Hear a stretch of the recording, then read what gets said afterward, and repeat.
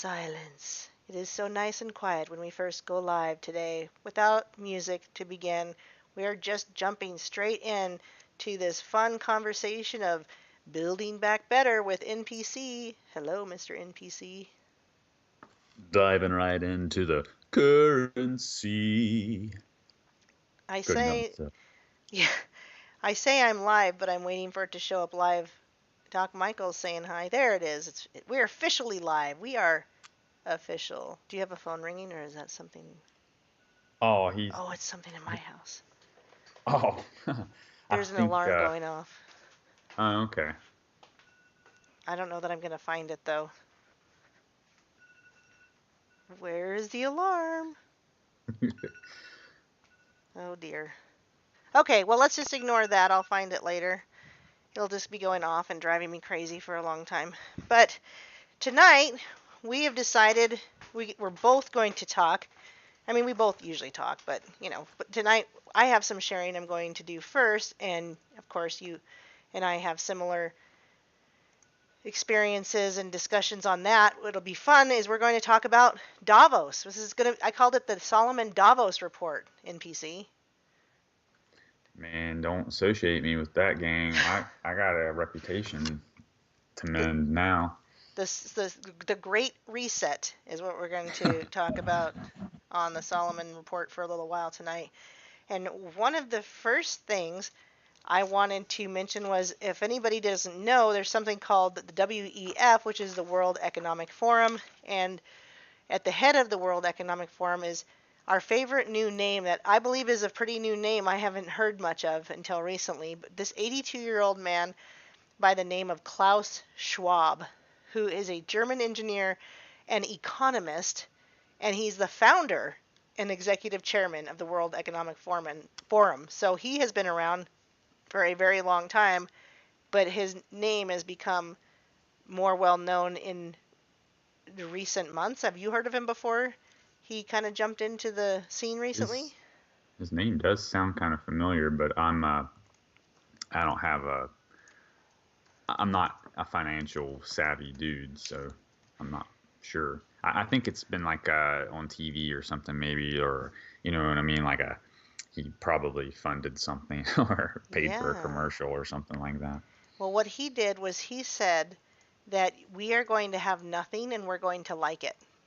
That's one of the things that Mr. Klaus Hmm. Schwab is advocating for all of us, that we are going to all have nothing and we're all going to like it very much.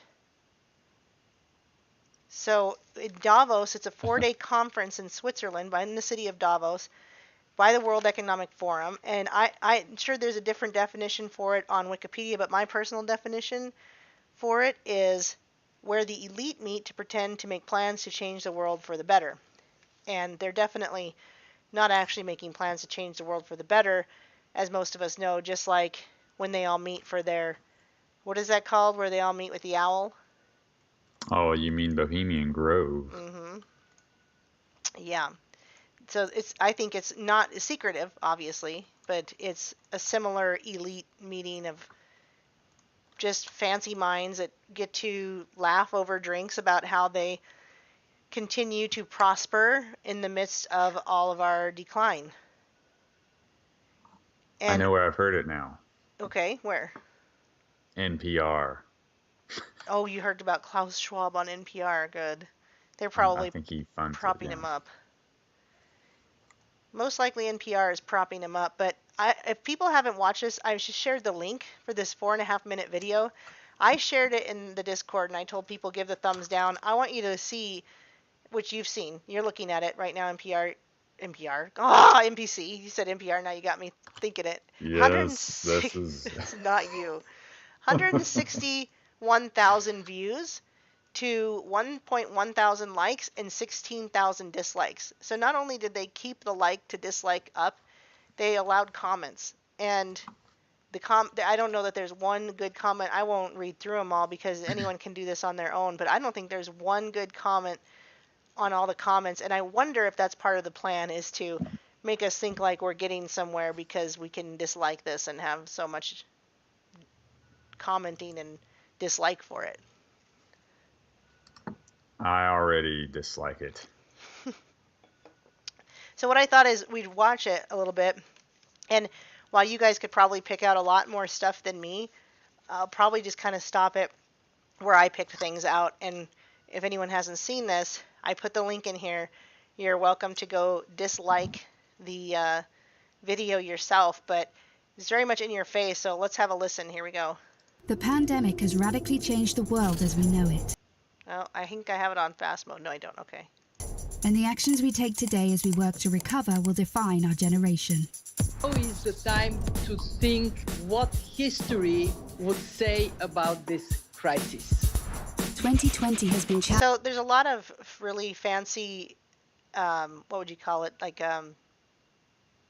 editing, and they put like the word crisis flying up and 2020 everywhere, and so I think they're trying to be maybe cool or fun with this, but I'm going to keep going until I get to the real parts I want to point out. challenging on a lot of levels, as economic, environmental and societal frailties have been laid bare.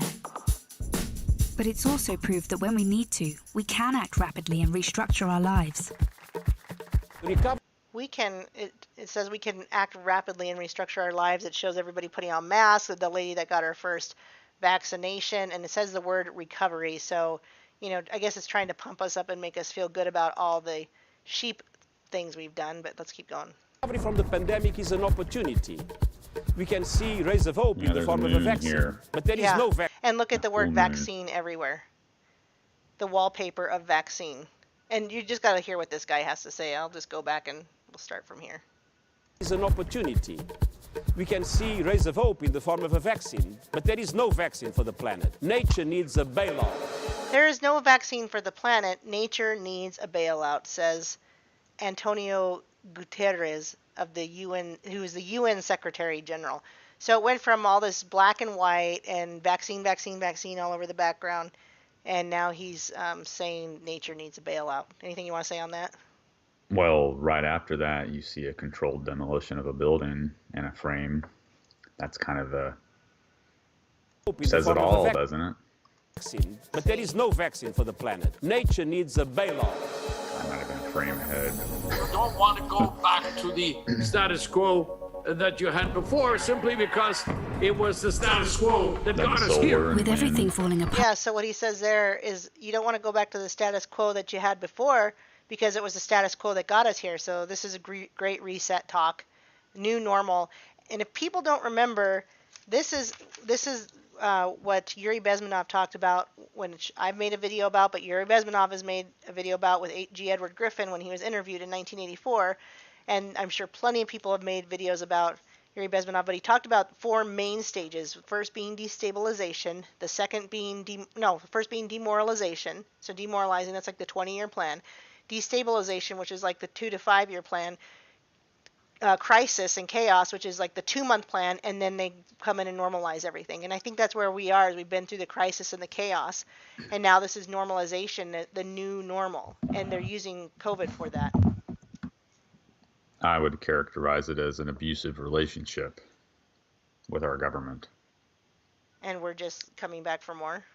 Yeah, I mean I hate to characterize. I'm not trying to make light of that kind of thing, but I mean it is, that is what it's going on here. It's a form of Stockholm syndrome, to traumatize people and then force them into your solution. Hegelian dialectic, yeah. Yeah. Well, here comes the building destruction. Hard. We can reshape the world in ways we couldn't before. Building stuff. Ways that better address so many of the challenges we face. And that's why so many are calling for a great reset. Globe. A great reset? Wait, so many are calling for a great reset? Who? Who is calling for that? Because 16,000 people disliked this video, and there's 5,132 comments, and I'm not sure a single one of them is good. Did you see the Obey glasses? Yes. Oh, thank you for pointing that out. How far back was that? It's right before all the pride stuff. Like Ways we around couldn't minute before. 15, Ways that better address 16, so something many like of the that. challenges we face. And that's why so Make many it are happen. calling for a great reset. Did I A miss it? great reset? Let me go back real quick. It's right I'm after still the on the newspaper globe. stuff. Oh, I'm sorry. Oh, okay. Yeah. Then I'm going to keep going here. That sounds more like buzzword It's right after bingo, the news. masking some nefarious plans It's a for yellow world screen, domination. blue with lenses. Which is funny because she and glass. says she says that sounds like buzzword bingo when she talks about the Great Reset as some. Let me just play that again. What she says. Sounds more like buzzword bingo, masking some nefarious plan for world domination. Masking a nefarious plan for world domination. So it's very in your face that we would not like things like this. And yet they're going to say that many are calling for this and that we need to go forward with it. But here we go. Hands up. This kind of slogan hasn't gone down well. But all we really want... And she even says this kind of slogan hasn't gone down well. And here's where the glasses are. They're even using the shows and information that we talk about to act like that this is maybe all bad and we understand. We get it. And co-opting, kind of like the Anon stuff. Yeah, and they put a lizard on top of the obey sign. I miss that. Yeah, it's got a little lizard just sitting on top of the obey sign, which will actually say Great Reset, I think, in a second. I'll hit play. Want to That's say probably is a that we reference all to have the reptilian brain that this is all appealing to. Right. an opportunity to build a better world. And it's not surprising that people who've been disenfranchised by a broken system and pushed even further by the pandemic will suspect global leaders of conspiracy. Kind of interesting in that frame right before the New York City coffin thing. Mm-hmm. That's got a man holding up the earth. But that is exactly what Atlas did. And we had that comet go through this year. The Atlas comet. Oh, they named it Atlas. Of course they did.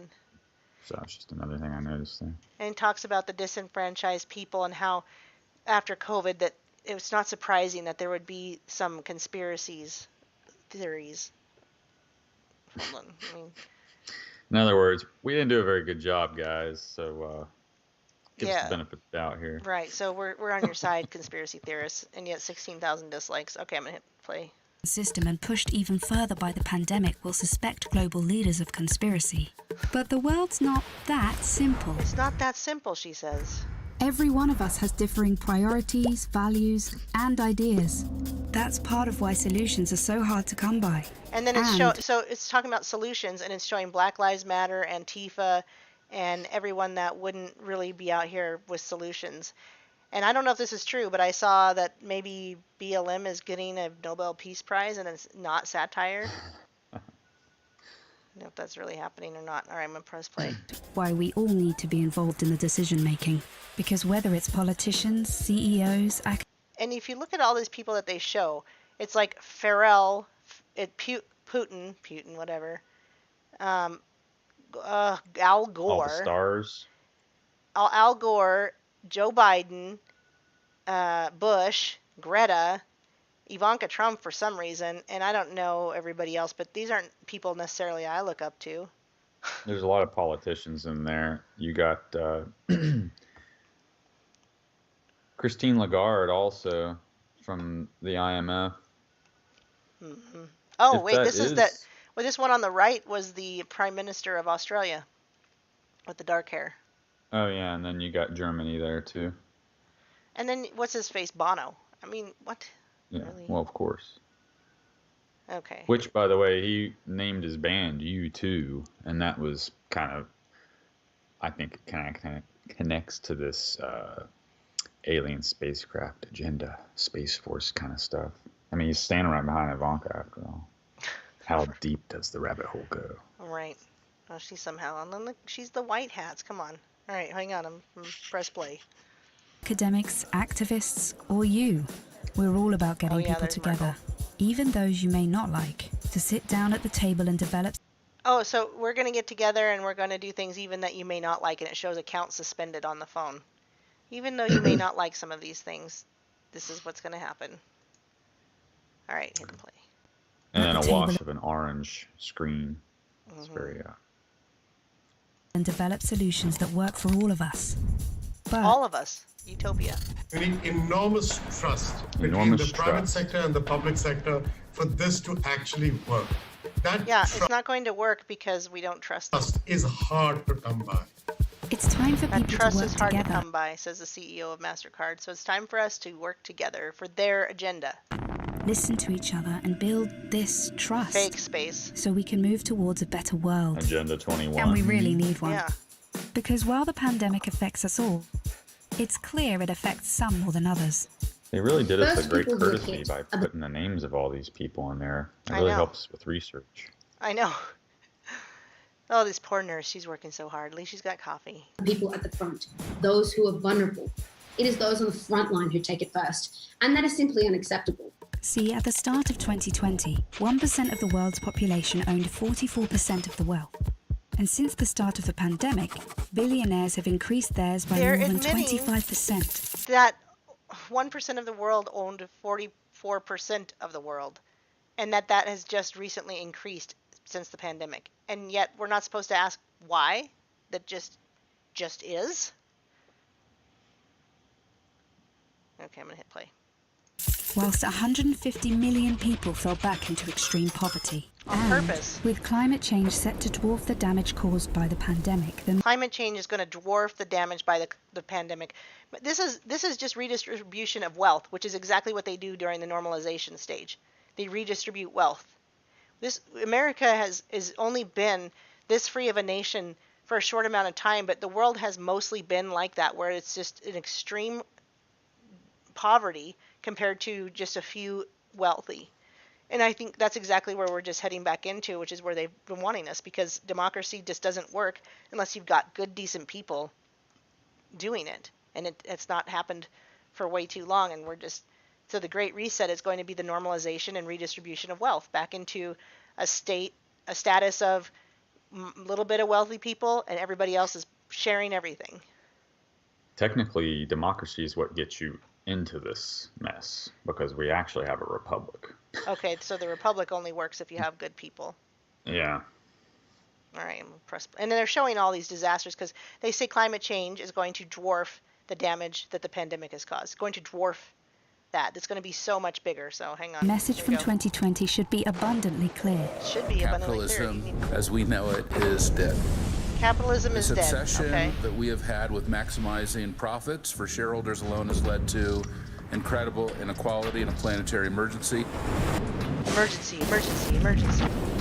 But no one can do this alone, and top-down approaches won't get us anywhere, because Yeah, everything we've learned in our that's what they've work been has doing. shown us that diverse voices lead to better results. Oh, and by the way, we need diversity. So we can't just, we have to have all these different national whatever races and everything, or it's just not going to work.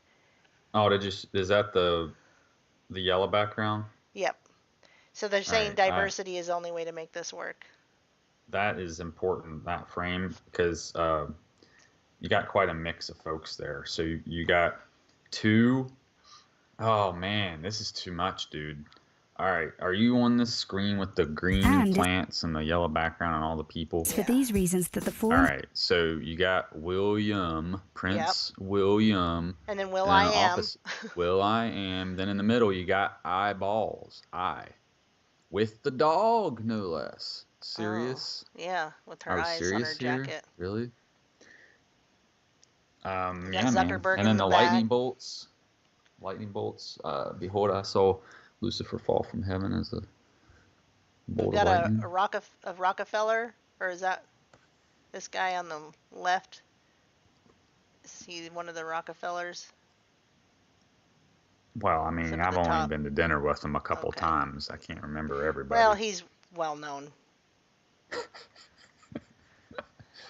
Anyway, I didn't sit and try to pick out all these people and who they are, so we'll just. No, I did it on purpose because Zuckerberg's in the back there too. I see him kind of like his mouth is covered. That's funny. And then you got the elder king of Britain in the back there too.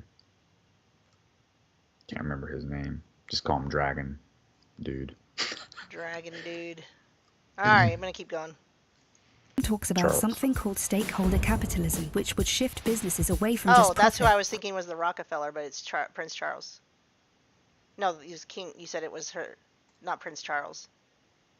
Anyway, let me skip. Well, William's in the front, and then Charles is in Shown the us back. that diverse Okay, that's who I voices was lead thinking. to That's better who I was results. pointing And it's And for then in these the reasons next that the frame forum after talks that, about you'll see Sisyphus rolling a stone up the hill. Yeah. All right, here we go. That's- something called stakeholder capitalism. capitalism, which would shift businesses away from just profit. Because if we want to change where the focus of our recovery will go, then we need a new dashboard for the new economy. And that needs to encompass people, planet, prosperity, and institutions. Giving people a real stake in the economy and putting well-being before growth. And that's all about getting the right people in the right place at the right time. We must rebuild our relationship. By the way, this is only going to be a select few that'll be the right people in the right place at the right time, because that's how the ascension works. Only a few people get to ascend and the rest of us don't. So we'll be all just cattle to these people who will be in the right place at the right time. Which is what the word vaca means. Good. Nature for the survival of the peoples and our planet. We have a window of time which is closing, and we need everybody who can to get together and find solutions now. It's the people who have great ideas and who share them with others. They're the ones who are shaping the future. So if you want to be a part of the change, then tune in, turn on, and get involved. Tune in, turn Follow on, the and get Davos involved. You know, I wanted to mention, so we're going to move on and talk a little bit about Mr. Robot in a little bit. But one of the things about Mr. Robot, did you notice how many, okay, just a disclaimer, we will spoil this for you. So if you're wanting to watch Mr. Robot, you're going to want to tune out now. But in Mr. Robot, it's a show, a TV show or whatever, that is about a guy that creates a way, he's a hacker, and he creates a way to crash the system. And we'll get into a little bit more, but did you notice in the show, Mr. Robot, how many TVs were on all the time with the news? Constantly. They'd be in an elevator, there was a TV on. They'd be in someone's office and there was a TV on. They'd be on the street, everybody's standing and staring at the TVs in the windows. But in the cabs, there was TVs. And it was always, like, probably you'd assume the same news channel. Did you notice that? No, actually, I didn't. That never stood out to me. That's why I thought it was interesting that they talk about tuning in, because they really want you to watch their television. And I have a friend who has done mission work a lot, and he said he and his son went to Venezuela when it was first, I don't remember which year. It's been probably 20 years since they went. He said, but the leader there was just coming into power, and he had built satellite systems to have TVs even in indigenous tribes' huts. So you'd go to an indigenous tribe, and they had a television with satellite, but they didn't even have running water and electricity. So, yeah, that makes a lot of sense, doesn't it? Yeah, they want to have you bombarded with TV, and so that they can just continue this propaganda in your face constantly. I mean, I'm just curious. What's popular with those folks, I wonder? Well, I think because then they just watch the trash we take for granted over here. But what they would do is definitely have news on. You know, they'd want them to see whatever they wanted them to see. So they'd have, like, you know, if he was going to get up, if the leader of Venezuela was going to get up and say speeches, or if they were going to have a news broadcasting, they wanted it all the time. Just like in this show, Mr. Robot, there was a TV on everywhere, and there's always a news channel in that show. Always. Well, they don't call it a program for nothing. Exactly, programming. And this I wanted to mention, they talk about stakeholder capitalism, giving people a stake in the economy. I think that means just a redistribution of wealth, acting like we all have something, but we don't, because we'll remember that Klaus Schwab said we're going to have nothing and we're going to like it. Let me finish off this video. It's really close to being done. Agenda, right here, online, on YouTube. So you can follow the Davos Agenda on YouTube. And like I said, it is where the elite meet to pretend to make plans to change the world for the better, but that's not really what they're doing. Ye shall know them by their fruits. Absolutely. Okay, so I wanted to bring up Mr. Robot because what I want to compare to this is that this show was based on a hacker that caused an economic crash by hacking the elites, supposedly. At least in the U.S. I don't know if it was globally. And there was massive conspiracies in this. There were so many people behind it. There was one big conglomerate, though, called E Corp.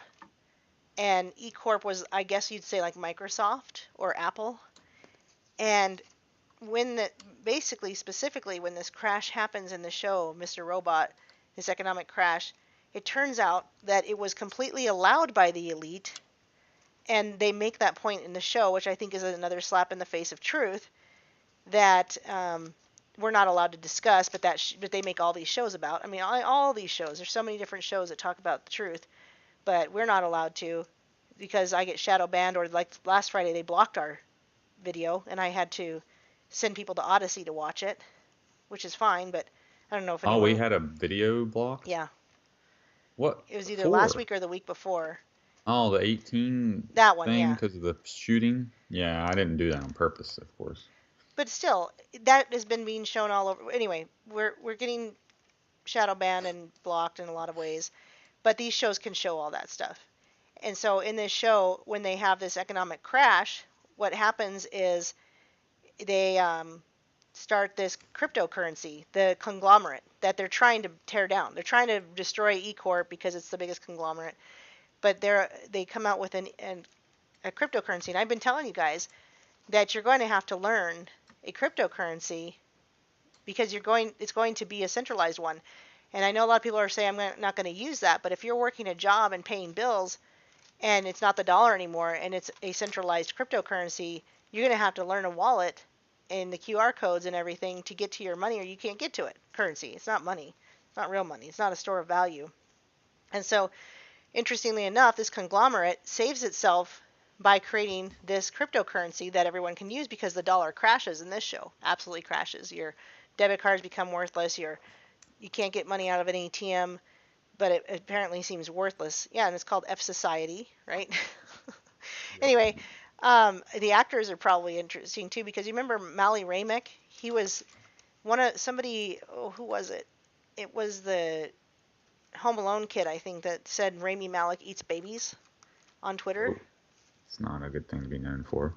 No, and anyway, who would know better than that kid?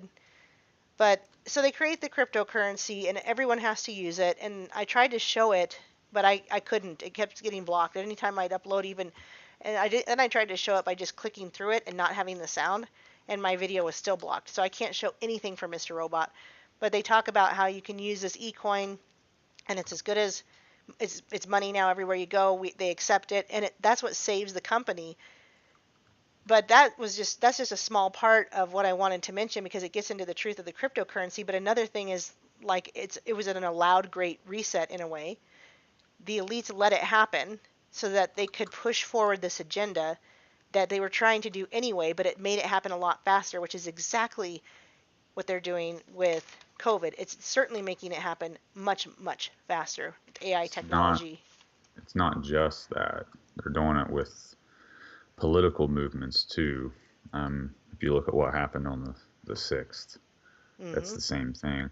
Because when it's allowed to happen organically, I mean, of course, we all know they'll stage things and do things, but when they can have something packaged and pre-ready to go, all they got to do is add water, meaning let it happen organically, and then they can use the media and things like that to. I mean, that's what they do at these jam sessions at Davos. I mean, they're the one link I found that I'll share with you guys later talks about the disaster risk reduction. So they have to create the havoc so they can come along and control it. It's exactly what they did in Mr. Robot, but they had to use the patsies. So your Wilkes Booth or Ruby type character, or Buffalo Horns guy. Right. Makes another great example here. And see, they still get their desired effect. Right, and so in Mr. Robot, this guy thought he was saving the world, which is really funny because he thinks he's going to change the world for the better, and he really crashes it to the ground, and you find out that they let him do it, that they knew he was going to do it all along, and then not only did they let him do it, they take his plans and continue running their own plans. But what did you say about one of the characters having a Hadron Collider type of machinery? Well, there's a cross-dressing Chinese consulate. I believe it might even be the a minister of some sort, and they've risen to the top of the pile, as it were, in the Chinese government, and so they've made all the necessary political ties to basically farm these very hard to get resources in the Congo and so on and so forth, for the production of this facility that it never really sheds a lot of light on, but you're kind of led to believe it might be like CERN, because there is one scene where, for some reason, Zhao, I think Minister Zhao is what they called him or her, and he would take some of the members of this ragtag hacker group to his facility and show them what he was doing for some reason. Mm-hmm. And in one of the scenes, it looks exactly like the Hadron Collider in the background. And he makes a promise to one of the people, Angela, mm-hmm. that she'll get to see her family again, because what kind of brought this all to a head was that the young adults involved had been children at one time, and their parents had worked for these corporations that were that they were actually doing something to. Evil Corp is what they called it, but I think it was actually called E Corp. Yeah. So it's like this Walmart conglomerate thing. They just took something and combined all of what we hate into one company, basically, and so they were getting back at them, because their parents had gotten sick from some type of chemicals, I think, and it turns out Angela's dad is actually the owner of E Corp. Mm-hmm. So that's a nice twist. Spoiler. And they end up killing her, of course, but another spoiler. But and see, that becomes here's something to pay attention to as far as the plot's concerned. So the hook for Angela was to get her mom back. So what were they really doing with her? Well, she was just bait for Elliot. So Elliot's who they really needed. And so handler. She's a handler. Yeah. And so she had to die so that he would follow through with what he needed to do. So it's like they, just like with the Epstein stuff, they, if you find a noble person, then you just have to find who's closest to them and use that. All these other self-centered people, they film them doing heinous acts and stuff, but mm-hmm. You make a great point about his personality too. He's very anxious. He's got dissociative identity disorder, depression. He's very unstable but brilliant, and doesn't like to be touched. A lot of that sounds MK Ultra to the T. It sounds like a shattered, split mind person who can be called on when needed. And if you recall, he's two people. One of him is this character, Rami Malek, and his other person. And then there's a third person, which I guess is us. It doesn't. Mr. Robot. Well, Mr. Robot's Christian Slater. Well, it's not a real person. Right, but that's his alter personality, and it seems like that's who they call on. Just like in MK Ultra, you got to push that other personality aside, and we'll bring in Mr. Robot, and he's going to do the work that Elliot's not willing to do. Sasha Fierce is what Beyonce calls her alter. Right. And so she says that's who's on the stage. That's who is the one that's able to do the dancing and the singing the way that she can. She said Beyonce says that she can't sing like that. She can't dance like that. Johnny Depp makes similar comments about his acting. He won't watch his movies. And so you've got B.D. Wong, who also has two personalities of the female, and so much black and white and red. The colors black and white and red show up everywhere all the time. And again, I didn't break down the show. I just wanted to watch it for the most part. I haven't even finished it, and I doubt I'll go back and watch it and break it down again. But one of the biggest things I wanted to point out was that it was an economic crisis that was purposely caused in order to push in a cryptocurrency that was centralized. And, also there's whatever the CERN Hadron Collider thing was, but a lot of, Rami Malek seems like the MK Ultra altered character, and he's got all these handlers. and Mr. Robot, Christian Slater, is the one who does the jobs that he won't do. And by the way, I don't recommend anybody watch it because there's not one redeeming character. There's not one person that's good in this, not one person doing the right thing. Even Elliot, who, like, you mention what you said about his name and the L thing. Well, etymology, I can never pronounce that word. The etymology of the word Elliot would lend itself to El, which indicates godhood or some divine aspect.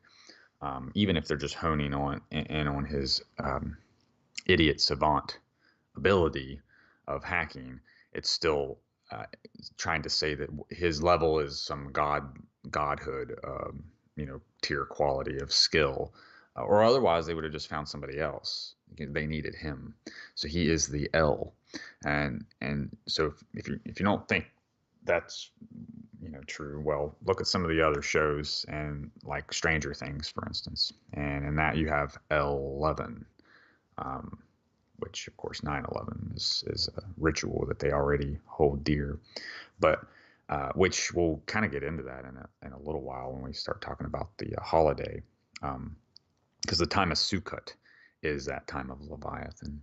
So really, we're talking about the Whore of Babylon is what we're talking about here, when you kind of boil it all down. Oops, I was on mute. Let me finish what I was going to say about some of these other things regarding cryptocurrency.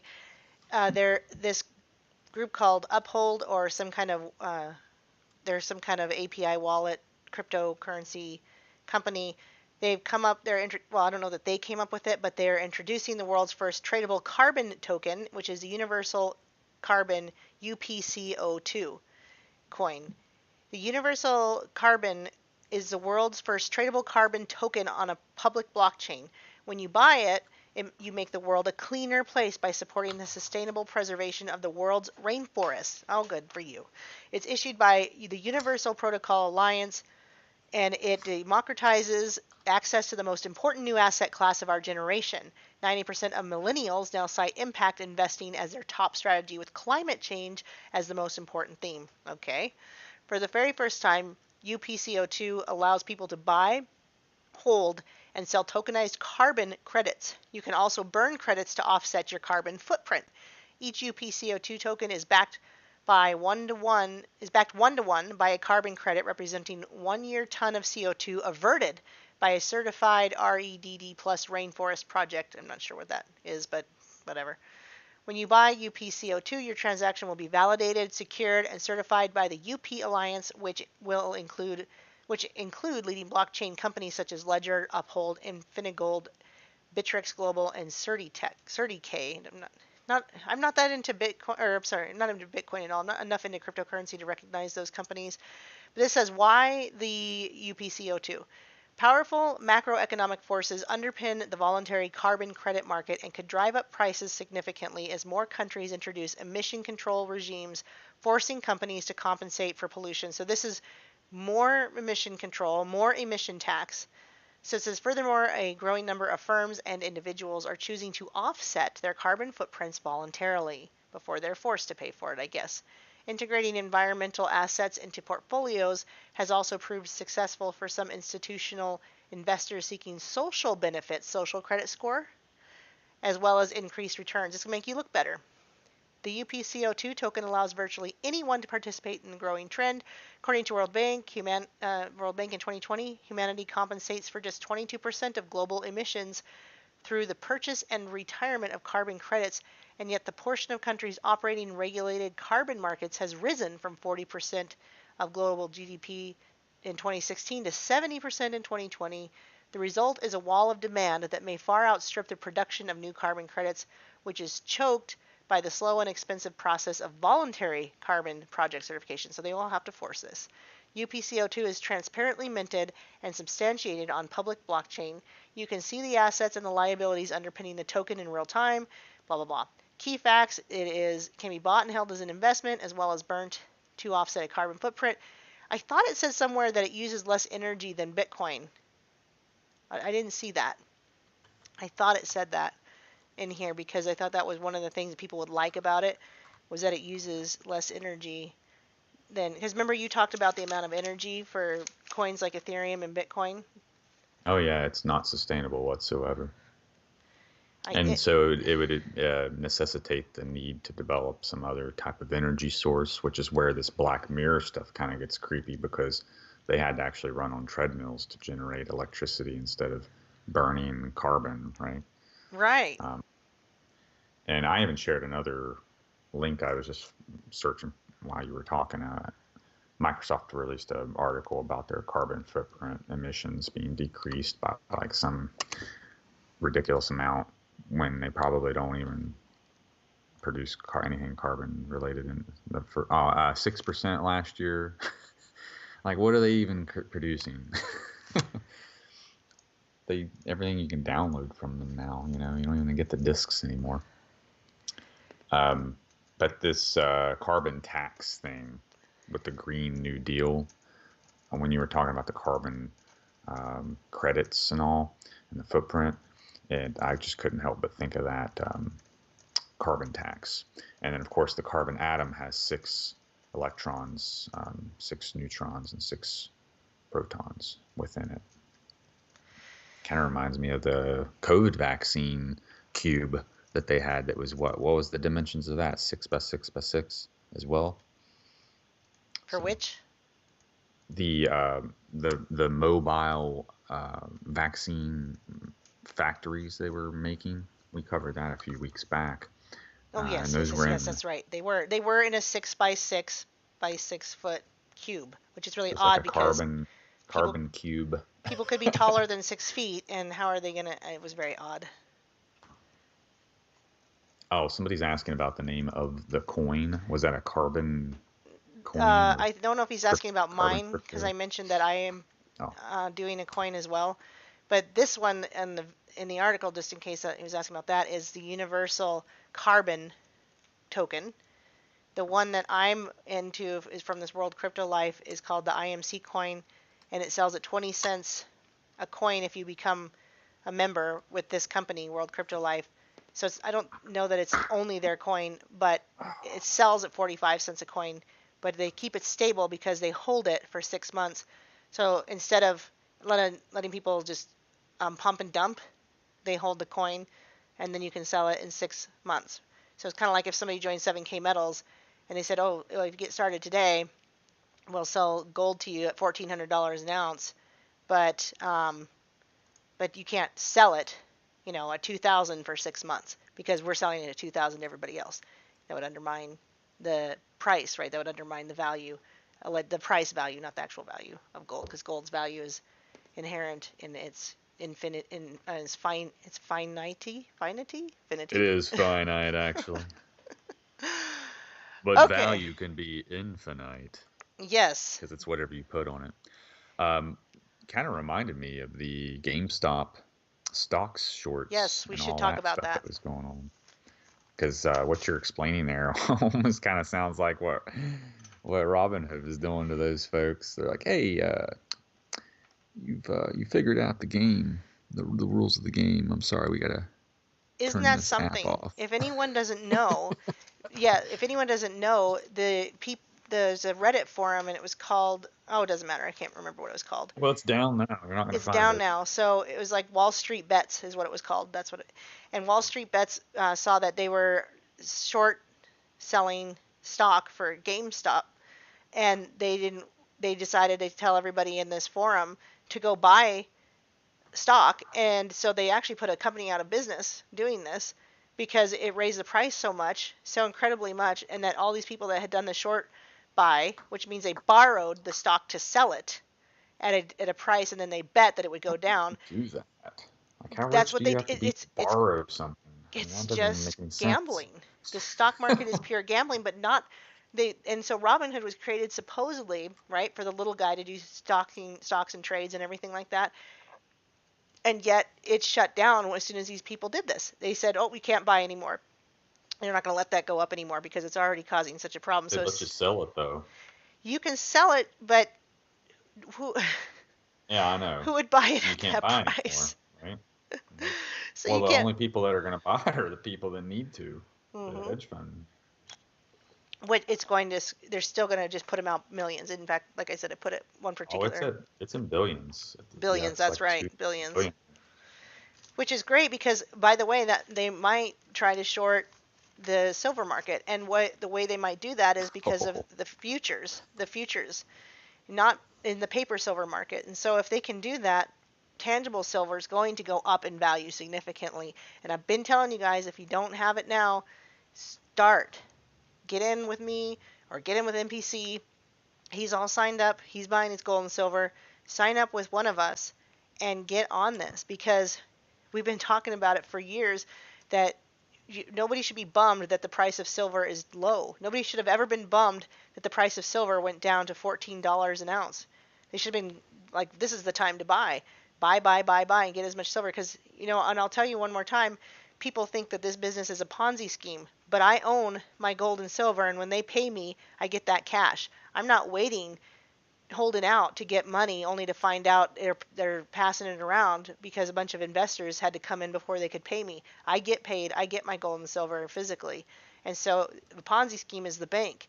They're the ones that take your money and pass it around and loan it out, and aren't going to have it. If we all ran in all at once and said, give me my dollars, they wouldn't have it. That's the Ponzi scheme.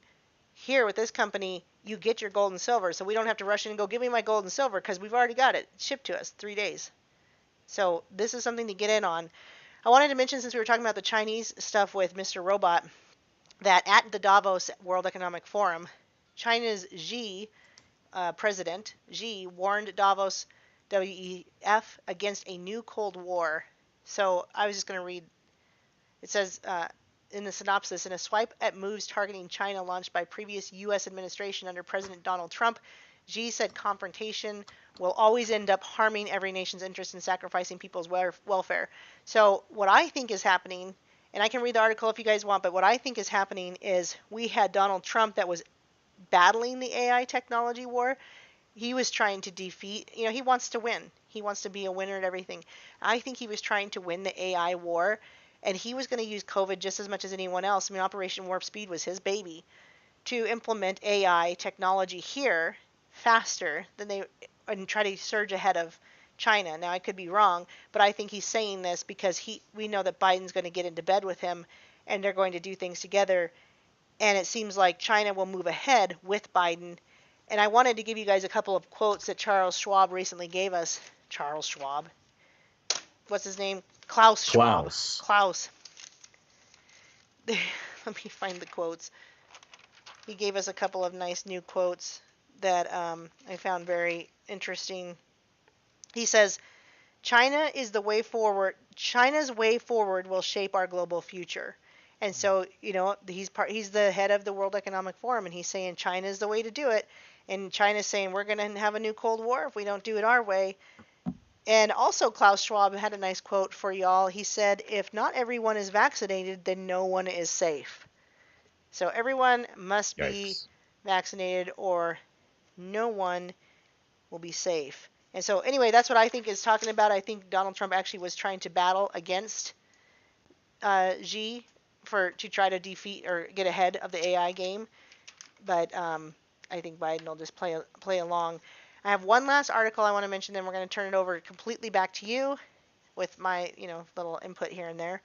But I wanted to bring this up from Forbes. View from Davos, European ESG project progress looks good on paper, but business must fully tap technology to thrive. And the reason I'm going to talk about this is because it gets into something called twin transformation. So let me start this article.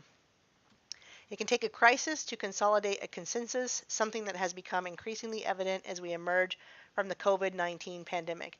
Businesses are poised to navigate a fragile recovery against the backdrop of remarkable international agreement about the epochal forces now shaping global change. While digital transformation defined the landscape in the 2010s, creating a new generation of winners out of companies that led this process at speed and scale, today change is being defined by the sustainability transition. Critically, however, in these uncertain times, the pursuit of sustainability to evade what is routinely portrayed as an existential risk demands that we reset our entire model of growth. And it's prescient, therefore, that this year It is prescient, therefore, that this year the Davos agenda will mark the launch of the World Economic Forum's Great Reset Initiative, a recognition of the multilateral consensus about the challenges we must overcome to create a more inclusive, cohesive, and sustainable future. Above all, there is growing interest in the notion that a twin transformation incorporating both the sustainability and digital revolutions and fueled by talent will be the principal vector of our success. By this view, companies able to harness the most powerful dynamics of our era by finding new sources of value at the intersection of leading-edge technologies and green operations will gain a competitive edge. With considerable foresight, the key themes of this year's Davos agenda amply reflect the need for us to accelerate this twin transformation. Everything is in a hurry. Now. Accelerate this twin transformation in 2021, empower it with the talent of our people, in order to rebuild trust, which was mentioned in the video, because they know we don't trust them, drive a robust recovery, and reset our entire economy. While it was underway before the pandemic, the sustainability transition must now be discussed in the context of COVID-19, which has helped this, which has sharpened our focus on the environmental harm, inequality, and exclusion associated with our existing model of growth. Now that's weird that COVID-19 did that. How did it focus on our environmental harm, inequality, and exclusion associated with the existing model of growth? That's amazing. The pandemic has exposed economic and social fault lines that confirm a sense among many people that they are being left behind, therefore reinforcing pressure on companies to adopt a broader social credit score, above and beyond profit making. COVID-19 is redefining the social contract between businesses and society, throwing a spotlight on the behavior of companies and holding them to new standards that have less to do with what they sell and more with how they respond to change. What is this? This sounds very much like a control where they want to tell you how you will behave and what you will do, and if you don't, you will be out of business, and it will come down to the single person too, just like the social credit score, and that's where China is already at. That's what they're already doing. I don't want to read the rest of the article, except for it continues to talk about this twin transformation, but it says the business strategies premised upon harnessing the twin transformation of digital and sustainable change can be likened to the evolution in nature of the double helix of DNA, which is the key to adaptation and survival. This complex molecule can serve as a potent metaphor to illustrate that evolutionary success requires more than just improving either sustainability or innovation, but an understanding of how they interact, what geneticists call crosstalk. Data suggests that companies which have decoded this interaction are far more likely to be tomorrow's leaders whose resilience during the COVID-19 crisis will catapult them rapidly into a rebound. So it seems like we need this twin transformation that, they say while progress looks good on paper, we need to tap technology, which also leads to behavior and social agendas for this great reset that somehow COVID-19 pointed out all of these global warming problems and social problems. Isn't that something? But that's what I'll leave off with. The twin transformation sounds very esoteric to me, because I can only help but think of, alchemy, the two becoming one and that kind of thing. They love the twin stuff. They love the duality, the twins, the yin and the yang. Like you said, the alchemy of it, of ascending, the two coming together, ascending into one. Apollo and Artemis actually were also twins, and the two together constitute what you can refer to as an Apollyon. That would be the sun and moon, which would also be Solomon, interestingly enough. It's all connected. Yeah, it is. Well, I want to turn it to you. I know you wanted to mention the World Conference on Disaster Risk Reduction, and I do have that. Up in front. That's a mouthful. It is hard, but I do have that up. If you want to talk about that first, or I can just go to your screen and you can talk about it when you want to talk about it. Yeah, we can talk about that. Before we move on, though, I did want to cover something called technological convergence, and there are I shared a link in the chat. There are some elements of technology convergence. There are 5 elements of technological convergence, which are technology. It is common for technologies that are viewed as very different to develop similar features within time that blur differences. In 1995, a television and a mobile phone were completely different devices. In recent years, they may have similar features such as the ability to connect to Wi-Fi, play rich internet-based media, and run apps. People may use either their television or phone to play a game or communicate with relatives using the same software. Number 2, media and content. A television and internet services were once viewed as separate but have begun to converge. It is likely that music, movies, video games, and informational content will eventually converge to the point that they no longer have distinct formats. For example, future music may always come with an interactive music video that resembles a game, or how records converted to CDs, which were digital, and then now we don't even have those anymore. You just download it. Number 3, services application. In the late 1990s, there was a large difference between the business and consumer software and services. With time, this line has also blurred. Technology tends to move from a large number of highly specific tools toward a small set of flexible tools with broad applications. For me, that would mean something like blockchain technology, for instance. Number 4, robots and machines. It is increasingly common for machines such as vehicles or appliances to have semi-autonomous features that technically make them robots. And number 5, virtual reality can be viewed as the convergence of real life with the digital entities. It even uses that word, such as games and information environments. Now, mind you, this is just a wiki, but I did want to go over that because, again, what's unrelated now can be quite related later. It's all related. Even the Simpsons episodes have proven that. They had the video chat long before it came along. Now, which one did you say we were on, the disaster reduction bill? Yeah, I had that. I'll pull that up again for if you wanted to mention anything about that. So I didn't know much about this Davos stuff. Well, I guess I knew a little more than I realized, but all I could think of was this Build Back Better stuff. And so here's a link on that. There's a wiki on it too. So this stuff was born out of, these meetings that they all have, right? And I was just reading on the page of Building Back Better and found some interesting things here. So in the middle of a paragraph here, it's talking about the introduction of the concept to the UN. I'll focus on the second paragraph, but it says here in the beginning, at the opening speech of the 3rd UN World Conference on Disaster Risk Reduction, Shinzo Abe. So I'm going to jump down to the second one here. During the negotiation period for the Sendai framework, the concept of Build Back Better was proposed. Oh, hold on. You're on the Build Back Better thing. Why don't you share your screen?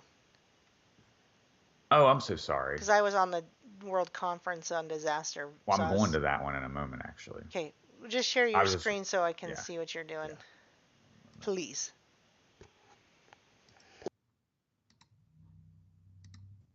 This is it working yet? Yes, now I can see it. Great, thank you.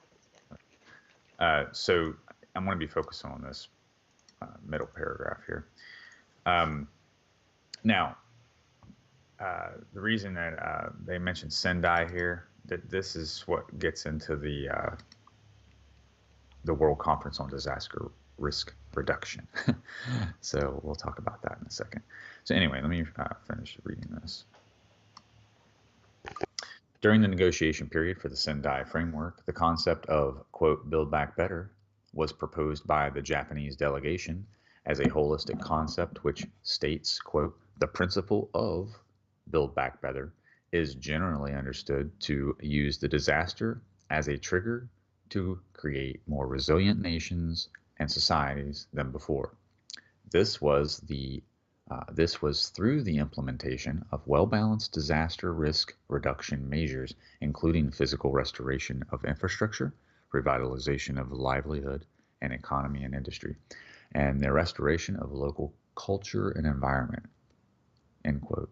The concept was fully agreed as one of the most important concepts among each state's delegates and embedded into the Sendai framework. So we can hop on over to the Sendai framework here at the World Conference on Disaster Risk Reduction. I keep getting tongue-tied. All these words are... I do too, so it's just not simple to say. You got to take it real It doesn't slowly. matter what I'm reading. It's going to be the King James Bible or whatever. It's always a challenge. Okie dokie. So let's see here. The World Conference on Disaster Risk Reduction is a series of United Nations conferences focused on disaster relief, climate risk management, in the context of sustainable development.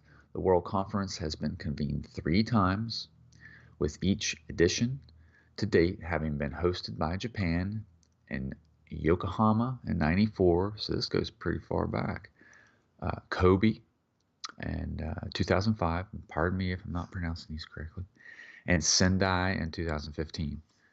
As requested by the UN General Assembly, the United Nations Office for Disaster Risk Reduction, that's UNISDR in case we start seeing that acronym, served as the coordinating body for the 2nd and 3rd UN World Conference on Disaster Reduction in 2005 and 2015.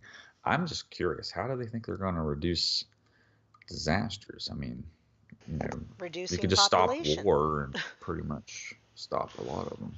Because the natural disasters you can't stop. Unless they are causing them. Yeah. It's like they want us to live in this reality where we can somehow prevent natural disasters, which are actually the judgments of God, in my opinion. But anyway, I digress. So anyway, got this 10 principles. That's interesting. Yeah. So this is the framework here for this vision they have, and I'll try not to bore you guys, but. So the 10 principles of Yokohama strategy for a safer world, like the nanny state, right? Number 1, risk assessment is a required step for the adoption of adequate and successful disaster reduction policies and measures. Number 2, disaster prevention and preparedness are of primary importance in reducing the need for disaster relief. We gotta wrap the world in bubble wrap, guys. Number 3, disaster prevention and preparedness should be considered integral aspects of developmental policy and planning at national, regional, bilateral, multilateral, and international levels. Number 4, the development and strengthening of capacities to prevent, reduce, and mitigate disasters is a top priority area to be addressed during the decade, so as to provide a strong basis for a follow-up activities to the decade. I don't like how the decade doesn't have a hyperlink, because that looks like something that they're referencing. It's capitalized. Could we be in the decade, perhaps? The decade? I think we may be. The decade of their plan. Number 5, early warnings of impeding disasters and their effective dissemination using telecommunications, including the broadcast services, are key factors to successful disaster prevention and preparedness, much like Trump's use of the emergency broadcast system. And then didn't Hawaii tell everybody that there was a missile or something at one point? That didn't actually land. Yeah, they told and that was back when I was a Q fan, and we all thought that the White Hats took the missile out or something like that, but I don't know what was really going on. Okay. It was allegedly a false alarm, and there was no missile, but yes, they did send out a warning of a missile that did not land.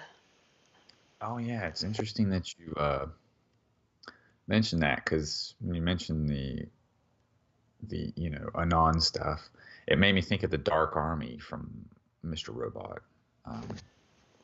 And what's funny in Mr. Robot is any Anon type of scenario, they made it look like would all be coming from Antifa style people. So it was very opposite of what we're kind of seeing happen. Yeah. Well, they're the ones that started it, I think, yes. But maybe not the ones that finished it, I guess you could say. So yeah, it is kind of interesting. I noticed that too. Let me see here. Do you know which one I left off on? I think it was 6. Yeah. The preventive measures are most effective when they involve participation at all levels, local community through the national government, the regional and international levels. Vulnerability can be reduced by the application of proper design and patterns of development focused on targeting target groups by appropriate education and training the whole community. So we're going to tell you how to build your house, how to use your utilities. Remember, they got like smart fridges and stoves and all that jazz. Number 8, the international community accepts the need to share the necessary technology to prevent, reduce, and mitigate disaster. This should be made freely available and in a timely manner as an integral part of technical cooperation. Number 9, environmental protection as a component of sustainable development consistent with poverty alleviation is imperative in the prevention and mitigation of natural disasters. That's kind of strange. I don't really understand how those two connect unless they're really having a broad definition here for natural disasters. Or they cause them or something. Yeah, it could just be convenient for them to say it this way. Number 10, each country bears the primary responsibility for protecting its people. Infrastructure and other national assets from the impact of natural disasters. The international community should demonstrate strong political determination required to mobilize adequate and make efficient use of existing resources, including financial, scientific, and technological means. And in the field of natural disaster reduction, bearing in mind the needs of the developing countries, particularly the least developed countries. I noticed they didn't necessarily include health in that. I would have imagined they would have somehow snuck that in. Safer world. Whereas the virus, well, it was 2015 was the last one. That's got to be in the next one, right? The virus type of discussion. Oh yeah. Well. So yeah, this is a bit dated, I guess. So I'm sorry for reading something that's old, but this is exactly what some innocent conference series of conferences has kind of ballooned into this big Build Back Better thing. So it's very Orwellian. And I had a few other links here that kind of related. Now I didn't want to necessarily read these all in detail, but I did want to share them, because they do relate. Here's this one right here.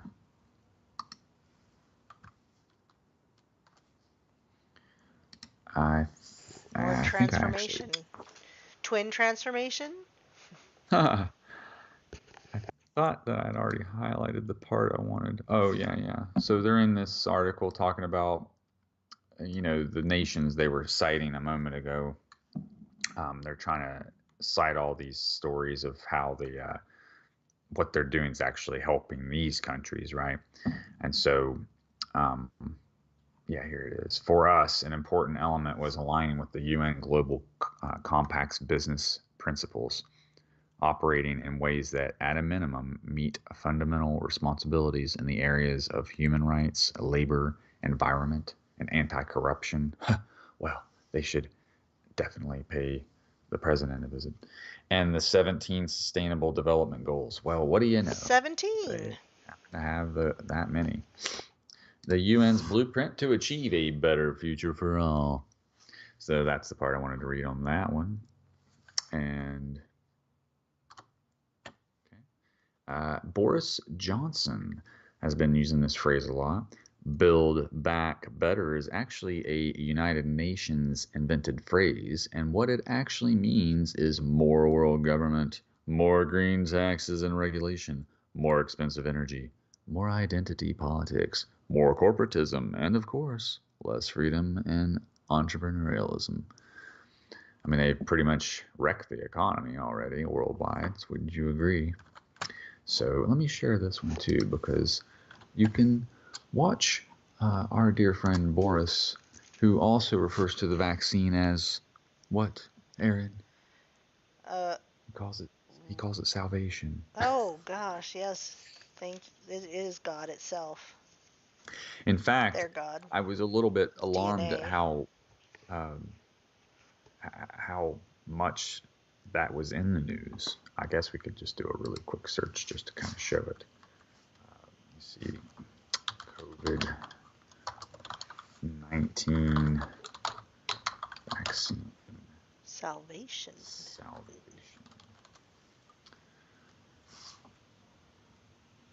So, I mean, if you just go and type that kind of thing into your browser, I mean, you can, just use whatever word, but try to keep this kind of thing the same. But if you just you'll start noticing there's a lot of glorification. Yeah, salvation. Yeah. It's like should over pastors and over. should pastors speak up? TD Jakes is out there pushing that pastors need to push the vaccine. Yeah. But what I found strange about this was you've seen those really strange videos when they show all the different news agencies, channel, whatever, even your local newses, and they all say the same thing. I've seen that. I kind of think this is the same thing that we're seeing there. They're all given this rhetoric to use, and they have to present it a certain way. Anyway, I didn't want to dwell on that. Just to remind folks if they didn't hear it in the last show. Is that all you were going to say about Boris? Was that called it the salvation? Yeah, that, and he's promoting this Build Back Better thing. I just wanted to share the links, and people can read these things on their own. But yeah, it's disgusting. And then the Malawi guy refers to the vaccine as the cornerstone. So we featured that also a few weeks ago. So you'll start to see this trend of, which if you remember, influenza is the giant, relating to giant. And so they're calling the giant the salvation. Which is interesting because, as we know, giants were, and we've had Gary on the show. Yep. So, man, I don't know if I shared that, but here it is again. Oh, yeah, I think I did. Independent. No, it's not. Okay, there we go. All right, so Build Back Better was launched by the Biden campaign on July 9th. So, again, I just wanted to share that. And it's basically like, I think you mentioned how, Trump here might have been using the coronavirus thing just the same. And, I think you're probably right. But it's effective for them to do what they're doing, to trade out like that. Because when you build up all that energy and emotional energy and everything, now this guy comes in, it's just the good cop, bad cop routine,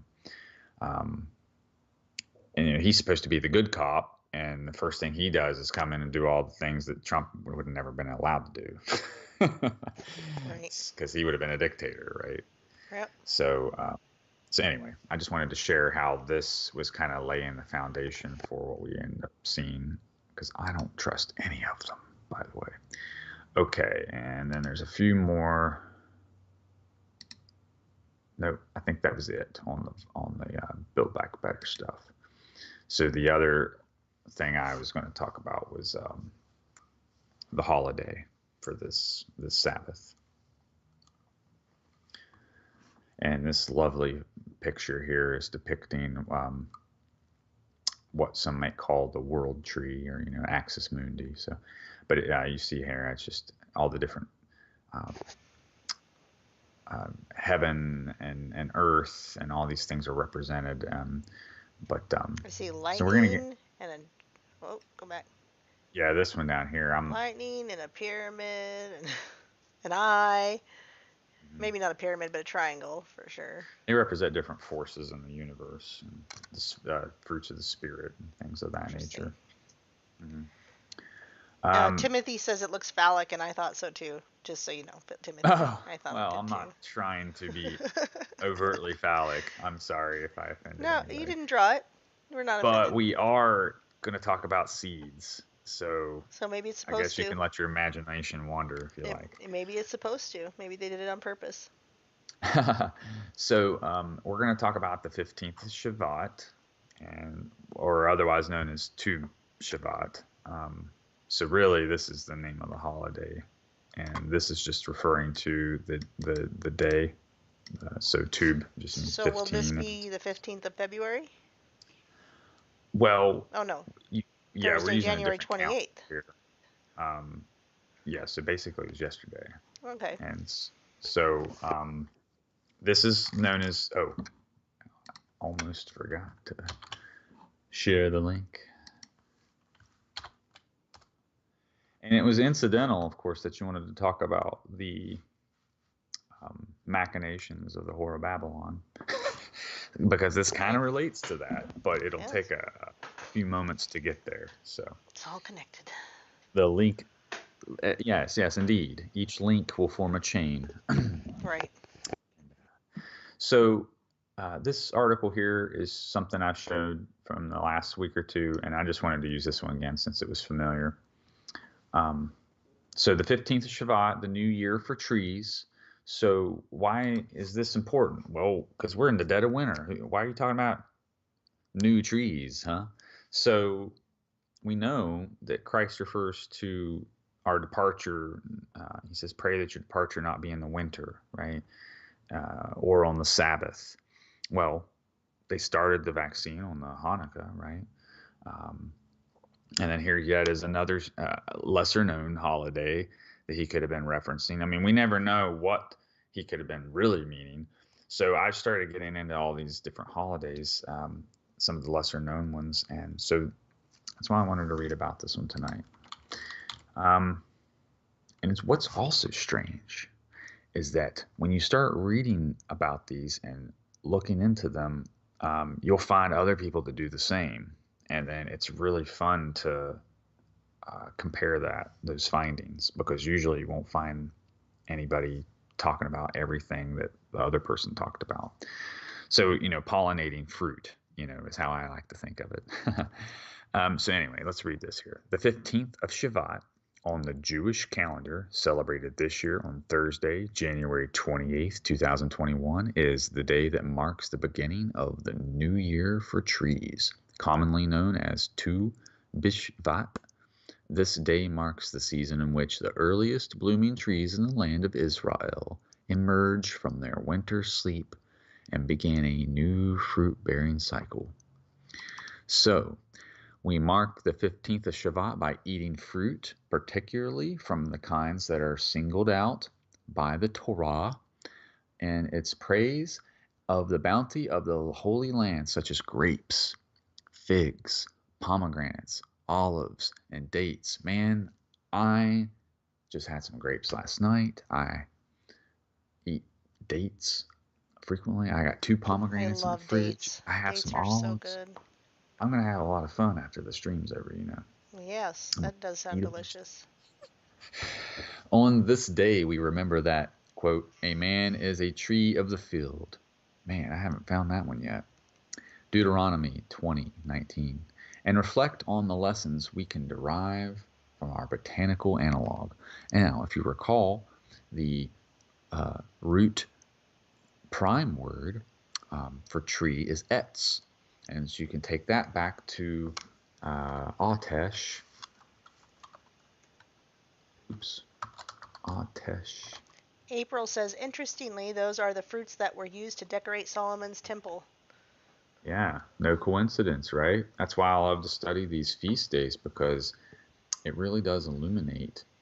And that's why Christ said that he was the light of the world, right? Because he was the embodiment, all of these feasts. And so it really helps me to understand these things. Sorry, I need to just type in Strong's here. Spine Strong's, maybe that'll. Here we go. Yeah. So this too ties together our actual spine and trees, which again, if you think about the fruits of the Spirit, and your behaviors and your actions and your emotive qualities and your personality. I mean, really, it's all tied to your spinal cord and brain. So when you think about these types of things, to me, it kind of makes sense in that context too. So you'll notice here it's actually the backbone, the fat of the backbone. So really, it's kind of like the maybe the lumbar sacral region, perhaps. But anyway, we'll get down here to where it mentions it. Yeah, the sacrum. And it refers to giving firmness to the body. And right here is where you'll find it. Compare a land abounding with the trees is called the same. So basically, your spine, I guess, is supposed to be likened to the fat of the land, right? So your spine and the trees have that in common. So let me share this. Awesome. I really like since you first pointed this out, it seems to explain a lot, especially when you talk about the spine of the book and the Bible and all the connections there. Which is what the I already shared that. Sorry. So this icon I use, this is a stained glass window in my bedroom, and this is of what is known as the Moravian crest, and it features that. Not Merovingian for anybody who's thinking. No, not that one. Moravian. Moravian.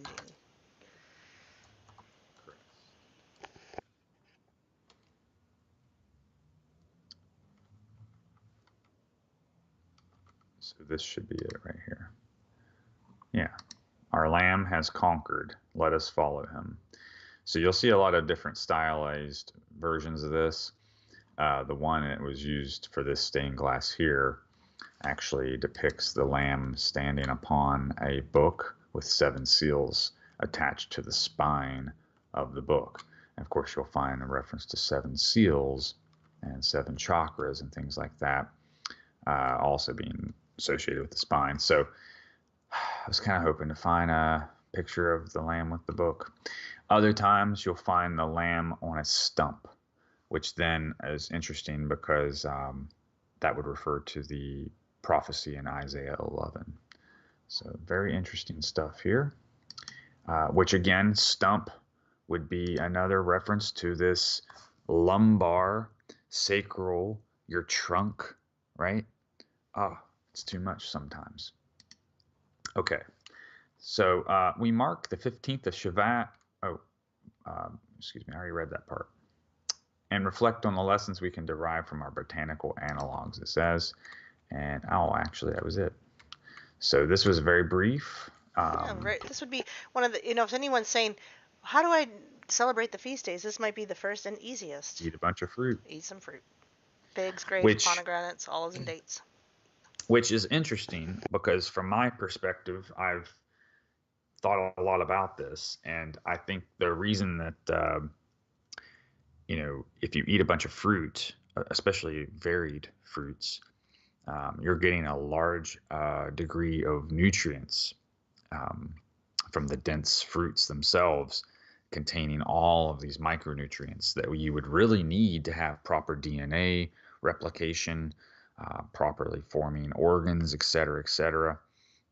And if you think about the other cultures at the time, what they might be doing, a lot of diseases come from malnutrition and lack of nutrients and things like that. So personally, I think that this is just Hashem understanding that what we need for our bodies and encouraging us to eat these fruits. But also, I think that it allows the Spirit to probably speak with us a little more easily.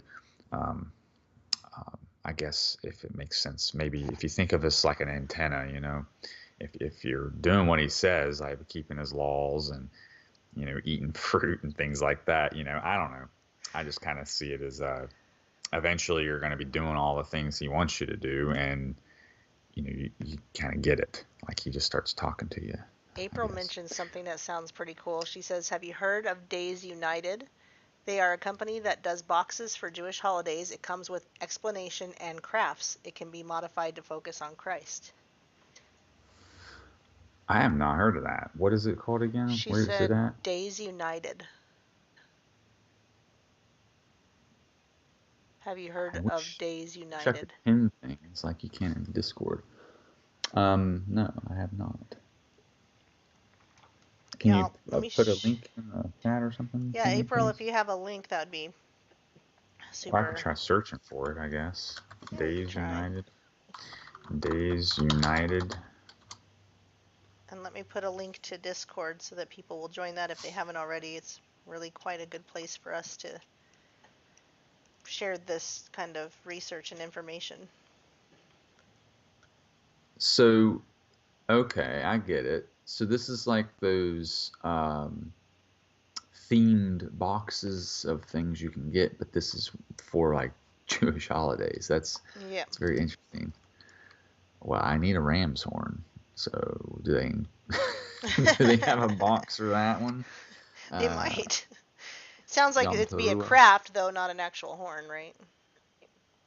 Yeah, I see what maybe like a dreidel or some kind of craft to do. Yeah, I'll have to look into it. It doesn't just come up as Days United. Oh, there it is, right? Jewish. Oh Chinese. Yeah, Rosh Hashanah in a box. Thank you. I overlooked it. Okay, cool. Rosh Hashanah in a box. That's funny. I like it. I'm not laughing. Yeah, because every time we read these, there's the certain types of bread, right? Like that's the one in that would be Rosh helpful. Hashanah. That's some type of braided bread. I can't remember the name of it though. And when I was talking to you about apples, Sukkot, honey. You had told me something about the priest of being the firstborn son, and that the Levites.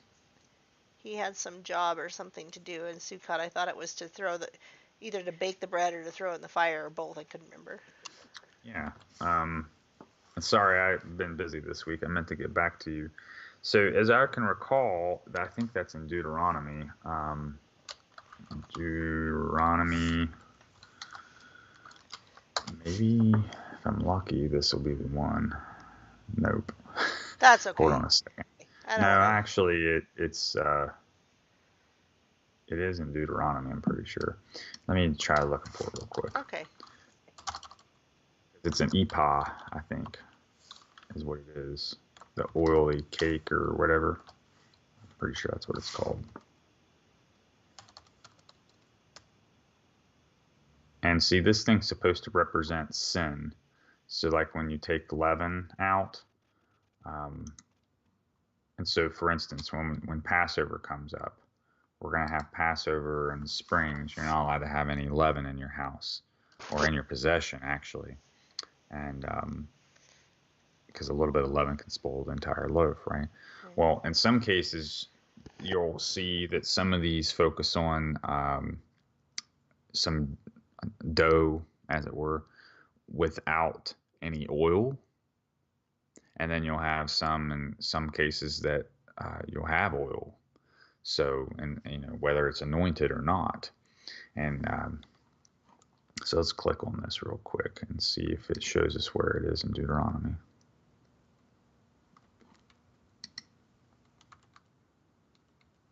Okay, so the ephah is a measure of grain. So, and what I used was, I just happened to have ground corn, but I wouldn't have preferred to use that. Anyway, here it talks about it, and well, maybe it was Leviticus. I thought it was in Deuteronomy. Well, there is some mention of it here, and anyway, so this is, you take a 1/10 of an ephah for barley, and so let's go ahead and go here. Maybe it was in Numbers after all. And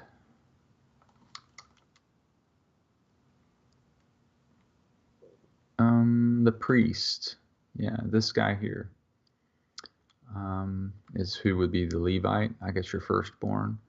So let me see if it mentions him again. Yeah, if you see it is tell the me. firstborn. They get as part of the birthright. Okay. They are the priest of the family. And then he shall pour on it oil and frankincense because of a grain offer of jealousy. It is an offering for remembering, for bringing to remembrance iniquity.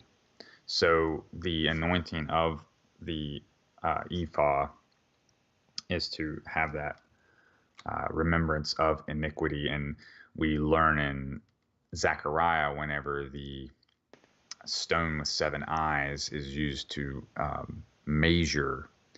Those are the sevenfold spirits of God. And so that is the stone that removes iniquity, right? So I think it all ties together pretty easily. And again, because you study the feast days, it really highlights this stuff. But that's the ephah thing you were mentioning. Give me a second here. Oh, well, I didn't mean to jump right into the Whore of Babylon, but I guess we may as well. Since we've already been kind of talking about it already. Well, I said already twice. And that's the thing that, and I'm really not trying to be, I don't know what word to use, but there's certain aspects of this that I'm gonna mention because it's just irrelevant, and so I'm not trying to be cute or anything. But anyway, let's read this here. It's just that it's important to convey these subtleties because they were used when things were written as well. Okay, so here we are, Babylon the Great, which is the title commonly known as the Whore of Babylon. Refers to the both a symbolic female figure, and we're going to get into a little more granular detail about the identity of this spiritually. Refers both to a symbolic female figure and place of evil mentioned in the book of Revelation in the Bible. Her full title is stated in Revelation 17. There it is again. Mystery, Babylon the Great, mother of prostitutes and abominations of the earth. That is very key, this phrase right here. Okay, continuing passages from Revelation. The great whore of the book of Revelation is featured in chapter 17. And there came one of the 7 angels which had the 7 vials, and talked with me, saying unto me, Come hither, and I'll show unto thee the judgment of the great whore that sitteth upon many waters. So this is very important right here also. So it says that she sits upon many waters, right? So I'm going to hop over real quick just to show you something real fast. This character here, Rahab, is also Leviathan. And we talked about her a little bit last time, but not in great detail. So there's one key phrase here, and that's that she's the angel of the sea, of the deep, and keeper of faith from the Talmud. So Rahab, also known as angel of the sea, is the angel of the deep and the keeper of faith from the Talmud. Rahab was the angel of insolence and pride. And we're going to learn that's what Leviathan is known for. Responsible for shaking the waters and producing big waves. Of course, it's saying it's a he here. He is also responsible for the roaring of the sea, once an angel of death, who banished from heaven, chained into the depths of the deep sea. Very interesting character here. So let's go back. But note here, this is pointing to that, okay? And then verse 2, with whom the kings of the earth have committed fornication. Well, this is really strange. Why do they say it that way, right? Well, let's read a little more here about Rahab, but not in this tab, because this one depicts it a little bit differently. We're going to find now, Make sure I get the right one. Yeah. Okay. There's 4 of these, so I just wanted to make sure I had the right one. Okay. So we're going to read about these 4 sisters for a moment, because we're reading here about these kings committing fornication, right? And we're talking about a whore of Babylon and a mother of prostitutes and abominations. So what's this talking about? This is crazy stuff, right? Well, when we go here and we start reading about these folks, we can learn a little more about them and understand something here. So according to the Kabbalah and the school of Rashba, Agrat Bat Malat mated with King David and bore a Cambian son named Adad, who was a king of demons. But the other camp of scholars in the argument is that Adad was a king to even yet more unnamed demons. The spiritual intervention of Hanama ben Dasa, and talks about these spiritual warriors. Some authors refer to her as the manifestation of Lilith, in additions of being manifestations of first Lilitu and known as Lilith. Agrat and her sisters are indeed Lilith's children she had while she was in Lilitu form. So if you see the owlet type creature with the owl feet and the wings and such, I think that's what it's referring to here. Those are Lilu. And Agrat is the humanoid demonoid entity that came from Lilith when she was in her Lilu form. Now, you might wonder, what are the other ones, right? And where are their dominions? Because they actually have dominions. So Agrat Bat Malat rules Salamanca. This is Spain. Nama rules Damascus, Eastern Quarter, while Lilith rules Rome. This is very, very key right here. The Southern Quarter is controversial since it is assigned to a country rather than a city, and in this case, Egypt. And the name of the ruler is unclear, usually identified as Mahalat, the mother of Agrat, or what's it say here? Rahab. Indeed. So the story of her tells that she visited King David in a dream, conceived a son by him, and named the Cambian offspring Adad. Once, when asked his name, Adad replied, and simply said that was his name. So that's how they know. However, that morphed into Ashmedai or Asmodeus, which is the demon of lust and wrath. So, so here we see that King David allegedly had union with one of these creatures and produced a king. So when it talks about this, we see in Revelation, God gives them a king in his anger and takes it away in his wrath. Well, here we see this king here with the name Wrath. So I just wanted to point that out. I mean, to me, that's a little more than a coincidence. But anyway, here's another. I figured we may as well read about the other sisters, and so I selected a couple of parts from their bios as well. So in this case, I don't think I've been sharing them all. And in case I missed that last one, I'll go ahead and... Did it work? I can't tell what's going on. I haven't seen it yet. There it goes. There it is. Okay. Let me go back and get this other one, the Rahab. Now, what I found very interesting about this, and I think I mentioned this last week, was that in the book of Joshua, and there's a Rahab character as well. Mm-hmm. And I think, is she also a prostitute? Could be. She's the one that rescues them, but she's kind of a nobody. She maybe as much as a prostitute. But at any rate, she marries Joshua, and they have several prophets born out of them. So again, it's very interesting to see these weird connections, and then this concept of the Leviathan being wed to salvation, and things like that. So we're going to get into that a little bit more as we progress through here. But let me make sure I drop this one real quick. Wait, I think I did that one. I think you did do that.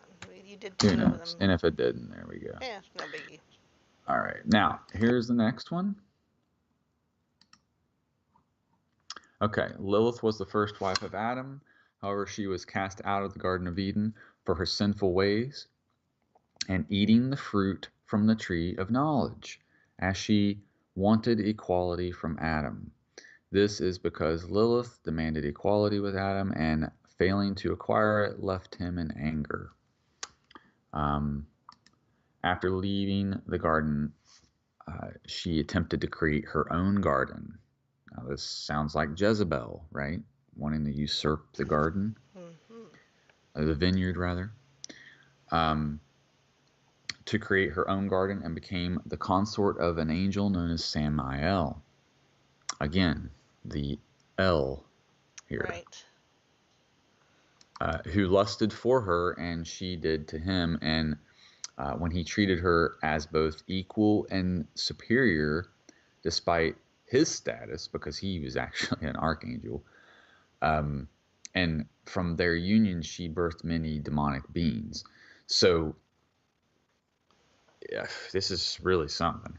What I want to stress, and I'm not trying to rattle anybody's cage, but what jumped out to me, not just right now, but like the reason I brought this up was because what do these folks keep shouting from the rooftops right now?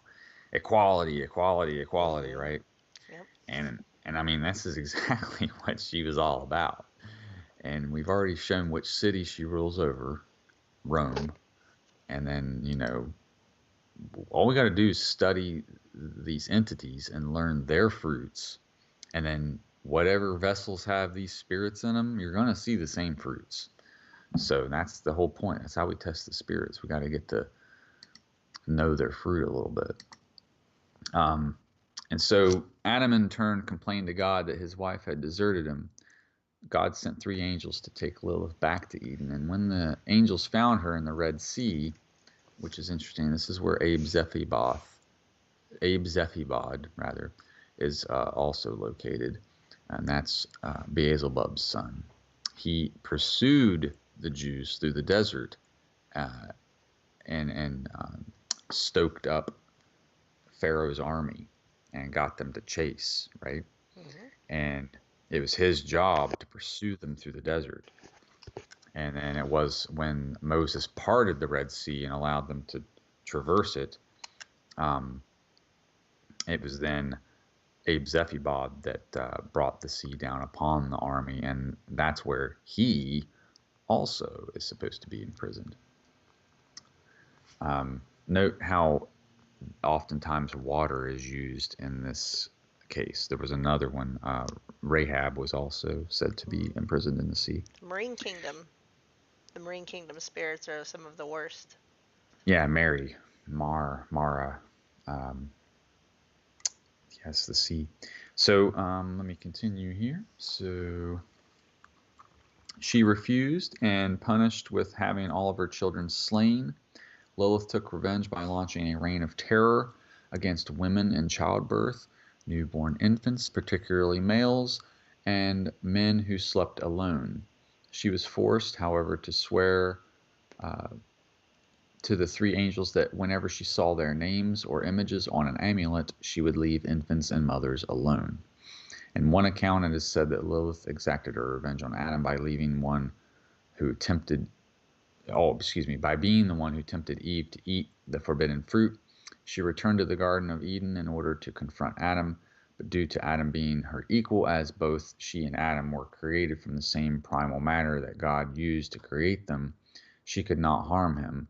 As a result, she set her sights upon Eve herself, seeing that Eve was instead from Adam's own rib and was thus weak-willed due to being subservient to Adam.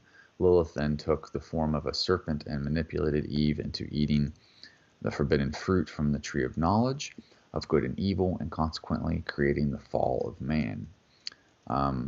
So this would indicate that she had some type of knowledge of like, laws, but not just that they had been told not to do it, but what the consequence would be if they broke the law.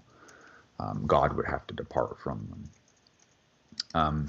She had a relationship with Samael, the fallen archangel, but upon knowing of Samael's sinful deeds, God castrated Samael and imprisoned him. Due to Samael's imprisonment, she took to Asmodeus instead, and as a result, they were believed to have procreated demonic offspring and spread chaos at every turn. Lilith later then became the bride of Asmodeus, and the offspring they bore were the Lilim, and soon after she became the first and possibly only queen of demons, as well as the queen of the Inferno itself by wedding Lucifer. Now note here how they will marry multiple. Samael has 4 wives, for instance, the 4 sisters that we were reading about. He's wed to all of them, and here we see that she's wed to both Lucifer and Samael. So, the whore of Babylon, as it were, right, is this analogy that's depicted, and so we see the wedding by contrast of the marriage supper of the Lamb, right, and so we see these 2 different spirits, right, and essentially it's kind of like the Homer and the Odyssey story, I guess, when you think about it a little bit. After a long journey, the father will return, right? And so will he find you in what it's saying here, fornicating. The kings of the earth have fornicated with her, and the inhabitants of the earth have been made drunk with the wine of her fornication. So her fruits, right? How do you make wine? Well, you got to have fruit. And so it's by her fruits, Okay, so right. Let me go back. And there's probably not... I didn't want to read any more on that one. Let me go to this one. Yeah, here it is. Okay, so... It's just remarkable because I just stumbled across these. I didn't realize that there were sisters, and that's how I learned that they had their dominions even. It's quite remarkable. Now this one I don't know how to pronounce. It's Iseth Zanuni. No idea. Probably best if you don't. Zanuni. Okay, I get it now. So nun is the semen word. That's the also gematria 50. Kadesh, Iseth, I gotta skip it, guys. Or just Iseth. Okay, we'll call her that. Known as the woman of whoredom. Okay, so here's another candidate. But here's the key, though.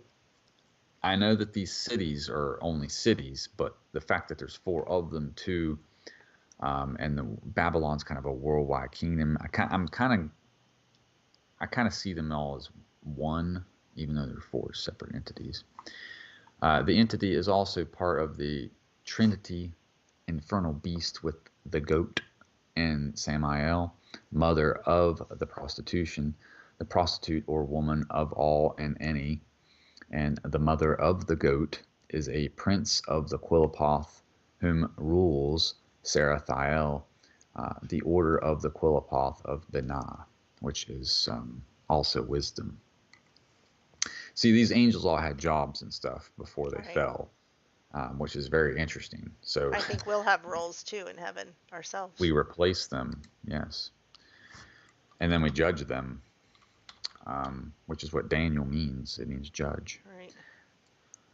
Right. She is found in the Zohar 1:5a through b as Iseth, or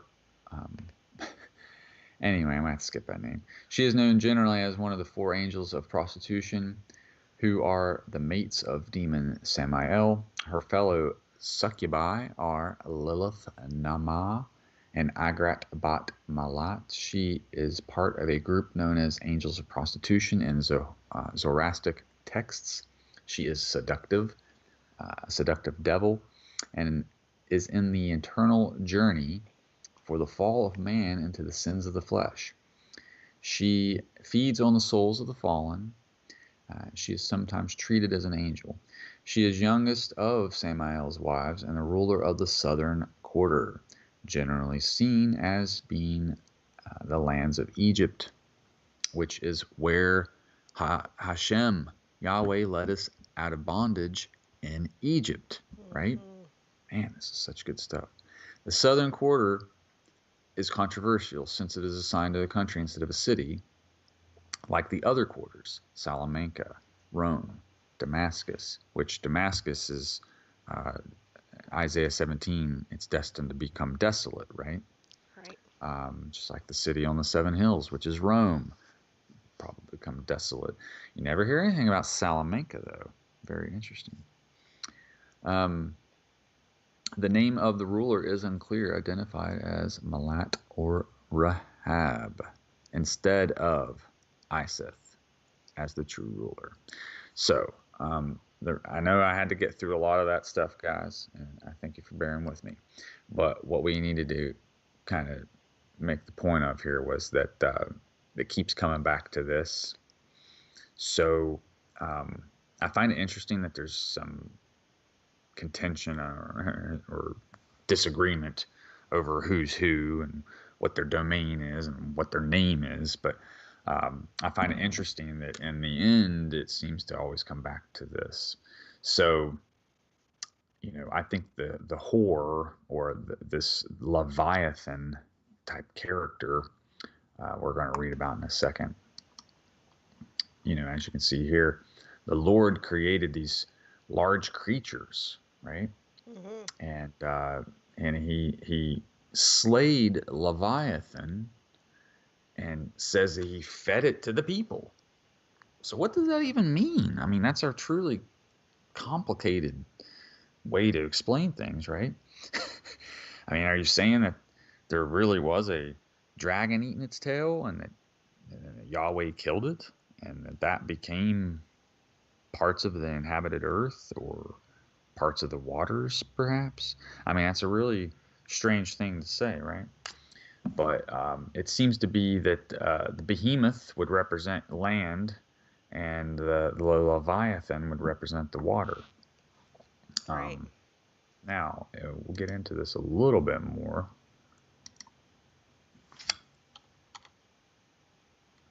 What is the Leviathan? The tale of Leviathan, actually, this is not the one I wanted. Oh yeah, here we go. Yahweh kills the female Leviathan. Okay, here we go. To preserve the lives of his other creations, Yahweh descended to the earth to destroy the female Leviathan. There was a great struggle between Yahweh and the female Leviathan because of her great strength, much like Tiamat in some of the other stories. However, because Yahweh was all-powerful, he was eventually able to kill the female and save the rest of his creations from destruction, the remnant. The male Leviathan is bitter. Oh my, there's 2 of them then. So I think the male one is actually just Behemoth. The male Leviathan is bitter because of the loss of his companion and awaits the end times when he shall battle with Yahweh. Oh my, meow meow. I didn't expect to come across that. Wow. So the beast. Yes, I get it. I see. Well, let's skip ahead to the next one here. Okay, so here. Oh, wait. Did I even share that with you? Not yet. Did I drop that link? No. Okay. A note here, Yahweh's depicted with a bow, as per usual.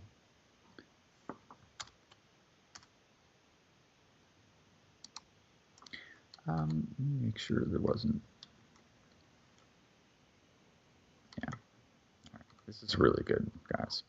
All right, I'm gonna skip to this one though, because I don't want to make another.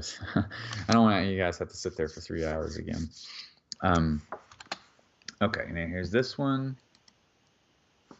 This one's Britannica, so it's a little more academic. The other one's more biblical based. So here we have Leviathan, pronounced in Hebrew as Leviathan. In Jewish mythology, a primordial sea serpent. Its source is in the pre-biblical Mesopotamian myth, again, like Tiamat, especially that of the sea monster in the Ugaritic myth of Baal. In the Old Testament, Leviathan appears in Psalm 74:14 as a multi-headed sea serpent that is killed by God and given as food to the Hebrews in the wilderness. In Isaiah, what does that mean, Aaron? I don't know. Manna? I mean, dude, right? Literal food, in Isaiah, sounds like. and well, I mean, and then Christ, we eat of him, right? So, like, why is this thing bearing some resemblance to him? And that's what I'm saying. Like, then we see Joshua marry Rahab, Leviathan. So it's really bizarre. Like, there's some type of connection here. I wish I understood. And we're going to read about the skins of Leviathan here in a minute that talks about the Sukkot and the tabernacle. So there is a connection to trees. We're going to learn about that in a minute.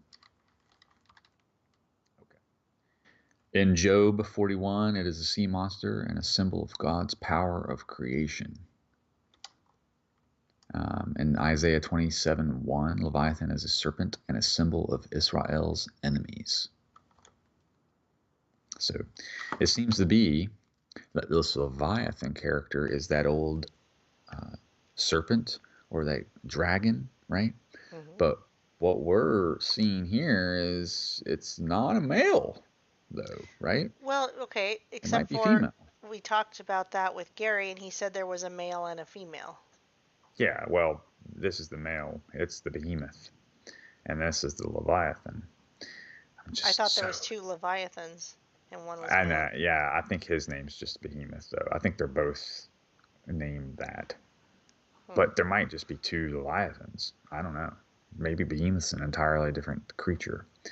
I didn't do the study on him. I was just focusing on Leviathan for this particular lesson.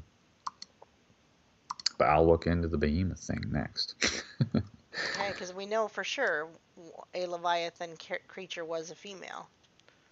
Yeah, and then so my understanding is that the male would be the beast, which I guess would be why Aleister Crowley fancied himself so. He would have been the Behemoth, and then Babylon. They're always talking about that. I interpret that then as this Leviathan character. So then it would be the two primordial beasts together. You see what I mean? Mm-hmm. So that's my interpretation of Thelema in that regard. Okay. So that was the Leviathan stuff. And so again, we're going to come back now to the beginning here and talk about this article. And this is where it talks about the Sukkah of Leviathan. Well, that's strange, because doesn't Sukkah mean tent? Oh, yes, it does. Didn't Joshua spend a lot of time in a tent? It seems so. So did Jacob. Yeah, I know. So we got to try to understand what is this. So themes sometimes are hard to read, so I gotta highlight the text. Okay, let's start right here. Some sukkah are so tiny that a person can hardly squeeze in. Others are so huge that they could accommodate an army. The biggest of all is the sukkah of Leviathan, a huge sea creature whose hide will cover the tent in which the righteous will be seated for the ultimate messianic banquet. In the Pesikta, Rabbi Levi explains that whoever fulfills the mitzvah of Sukkah in this world will dwell in the Sukkah of Leviathan in the time to come. Not that Leviathan the monster is to be praised and admired despite its massive size. Isaiah 27:1, that God will use his sword against Leviathan the straight serpent and Leviathan the crooked serpent. Oh yes, so maybe there is two, in fact, one straight and one crooked. And he and he will kill the dragon that is in the sea. So maybe there's another that is on land. The two Leviathans are respectively male and female according to the Talmud. Samson Raphael Hirsch points out that the name Leviathan, found in Psalm 104, 25 through 26, comes from the same Hebrew root melaveh, or halvaya, accompanying. Leviathan, therefore, has the general connotation of society. God approves and encourages the formation of groups for the study of Torah and the service of one's fellow man. But not every group is formed for good and constructive purposes. Think of the Tower of Babel and you get the point. God feels impelled to attack an animal or a society which clubs together to wreak fear, fright, and terror. What has the Leviathan, have to do with Sukkot? At the time of the final resurrection, there will be a banquet at which the flesh of the Leviathan will be served. And from a monster's hide, God will construct a massive tent, a sukkah.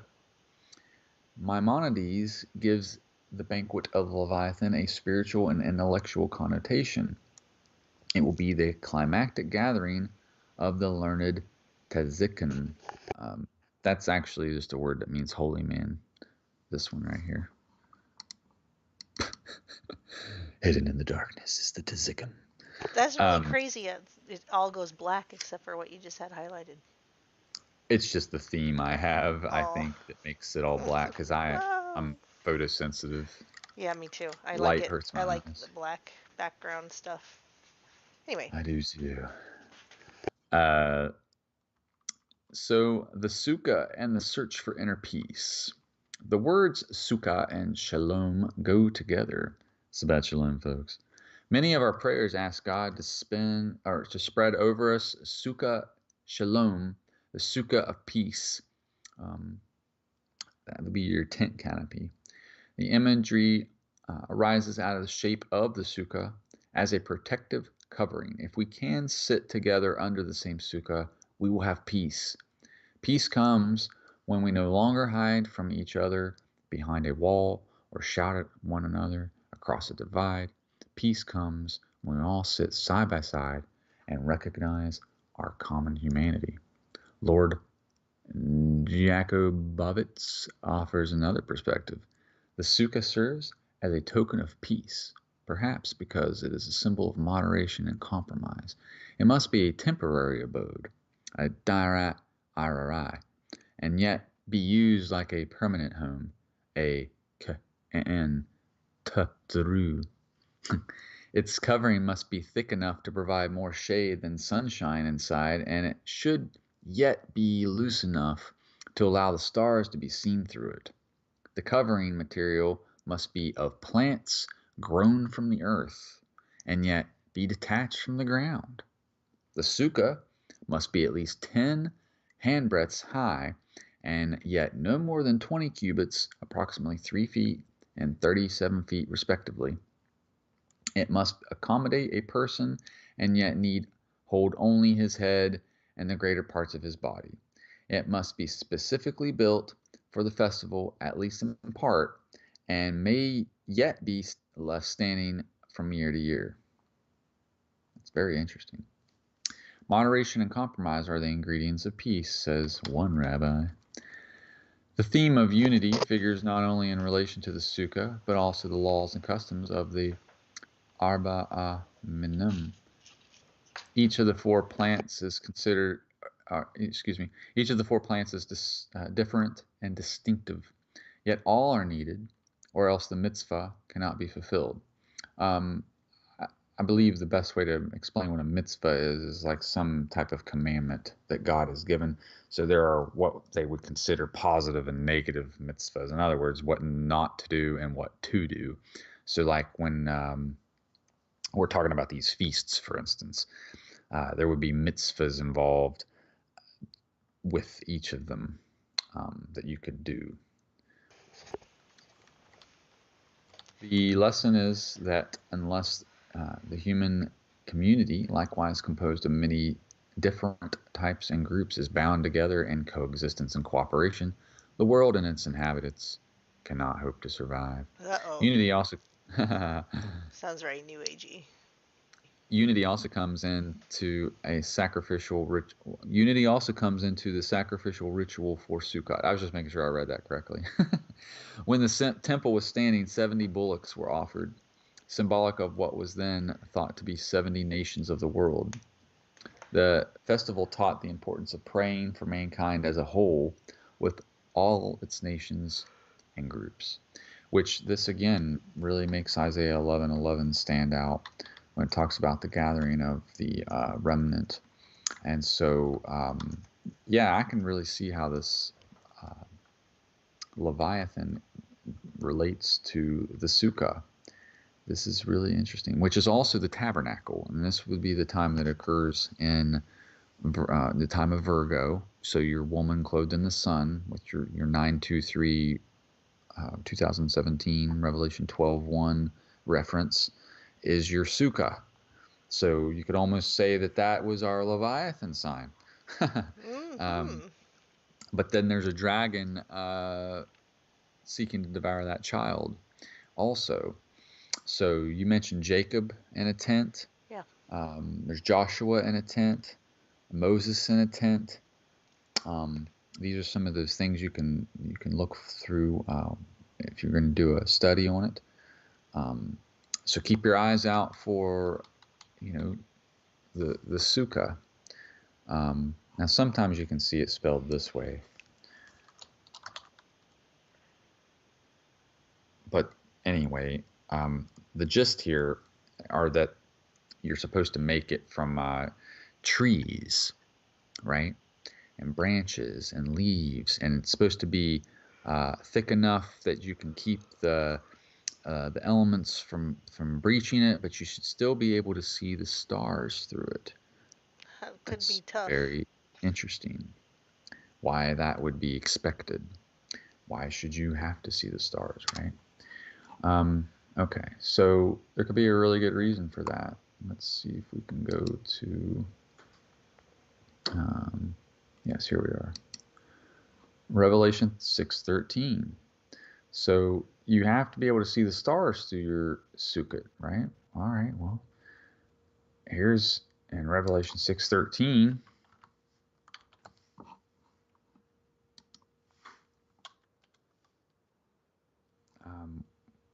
Talks here about this, and the stars of heaven fell to the earth, as a fig tree casts the unripe figs of it by a great wind being shaken. And so here we see that this is actually Asteres, a star, which is also what Esther means, by the way. Probably from the base Astronomy, a star, literally or figuratively. So this could mean Hollywood stars, or it could literally mean the stars from heaven, which are angels. Yes, exactly. Which is exactly what the stars in Hollywood endeavor to be through the act of possession. Right. So, and that's your basis for alchemy. Well, advanced alchemy, I guess. But that's again what the masks and all that stuff, in my opinion, that's all soft possession. So any ritualistic act you go through, especially without understanding why, can be very, very dangerous. because, I mean, after all, look at all these people up here. They're having a blast, man. They're partying and they're giving and taking in marriage until the day of the flood, right? So what's going on down here? Man, Jesus looks a bit concerned. Wouldn't you agree? Yes. Is he not ringing the alarm he's bell? hitting the bell, and everybody's like, whatever. And here we have, this may represent Saturn. Who knows? But anyway, hacking away here at the tree. Whoa, dude. Something just happened to my earphones. That creeped me out. What was it? I don't know where that came from. I don't know. It's like something. A sound? Yeah. Kind of creeped me out. Gave me chills. What did it sound like? All right. Anyway, it was like something grabbed my earphones, but I don't know. Anyway, so we see here that this tree is being hacked at, hewn down here at the trunk, and atop it is all these folks having a grand old time. So again, a ringing bell is also, some of your New Age folks would call that kind of thing your ascension symptoms, right? But really, your pineal gland activation is kind of associated with a ringing bell. So I kind of think that when he's talking about having ears to hear, for instance, he really might be referring to something like, "Hey, I'm trying to warn you guys." And if you have the ears to hear, for sure, you're gonna hear, "Oh snap! I need to head to the sukkah, head to the hills." So I don't, come out of Babylon, come out of her, my people, right? Yes. So I just had to share this picture because I just loved the imagery here. Yeah, it's good. Especially when you compare it to this one here, it kind of draws together the elements a little bit. Oh my God. Bad kitty. Oh, we're about finished. Oh, I thought it was a child. My children. So Friday nights is kind of nice because my girls go to Grandma and Grandpa's, but my cat just jumped on my desk, which is not the place for my cat. I understand. So since we were talking about the fig, you're very welcome, Lori, and Tree Mistress. Oh, Tree Mistress, what a great name. Yeah, that falls into kind of what we've been talking about. Tree Mistress. So are your ears burning? All right, so Smyrna fig is a type of fig that I wanted to discuss a little bit because here we're talking about this, the great wind and shaking the unripe figs, or how that would occur if it were not ripe. So much like this, so think of all these people as figs. Are they ripe? Are they unripe? Or, well, to me that means, are they saved or are they not saved? Because what that really means is it's referring to the fruit. So do you have fruit or do you not have fruit? Well, when the Ruach comes, and you could kind of think of this dude right here as the Ruach. Because oftentimes that's what death is a wind, right? And he's often associated with Christ, who's the Passover lamb. He gives the, if you have his blood, you have protection from this guy here. And okay, let's get back over to the Smyrna fig. Now, there were only two churches that seemed to embody that sevenfold virtue spirit of God. There were some that did a really great job of embodying some of these virtues, but then not others. And so there was two churches that did a good job of embodying all of them, and one of them was Smyrna, I believe, correct? Sounds familiar. You had Philadelphia, which means brotherly love, and then you had your Smyrna, which is a female type of fig here. So let's read about the Smyrna fig. Maybe we'll unlock some mysteries. Other Horticultural types of figs: Smyrna, white San Pedro, and common fig.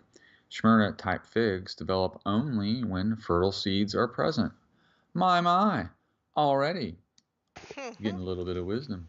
Smyrna type figs develop only when fertile seeds are present. Remember the parable of the sower sowing the seeds on the cobblestone. Some fall by the wayside, some by the some in the thorns. Cracks, some, yep. The birds even get some of them. Now, these folks here, you know, they are. I know these pictures aren't. I mean, you know, it's very artistic, yes, but really, these are the bird type entities also. You remember Abraham's sacrificial pyre was attacked by birds. Yeah, there was a raven, wasn't it? Yeah. Or so on more so, than one, so. perhaps. So these folks here are your succubi. They're also after your seed, right? So just like they did with David. I've actually been visited by those things on a couple of occasions, so I know they're real. That's why I pray protection over my dreams. Now, for me, I guess it would be the incubi, but same thing. Yeah, and you can use the name of God and they'll run.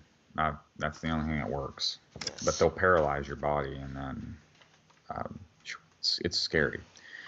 Okay, but they've been around for a long time, folks.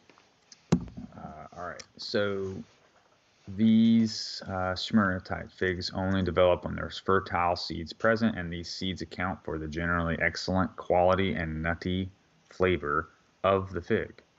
Figs of the white San Pedro type combine the characteristics of both Smyrna and. Shall we read more? Yeah, I want to learn more about figs. Go more. Go. So, both the Smyrna and common type on one tree. Whoa. What are you saying there, Joshua? Are you saying that we can have two different types of figs on one tree? Well, yeah, that's what a scion is.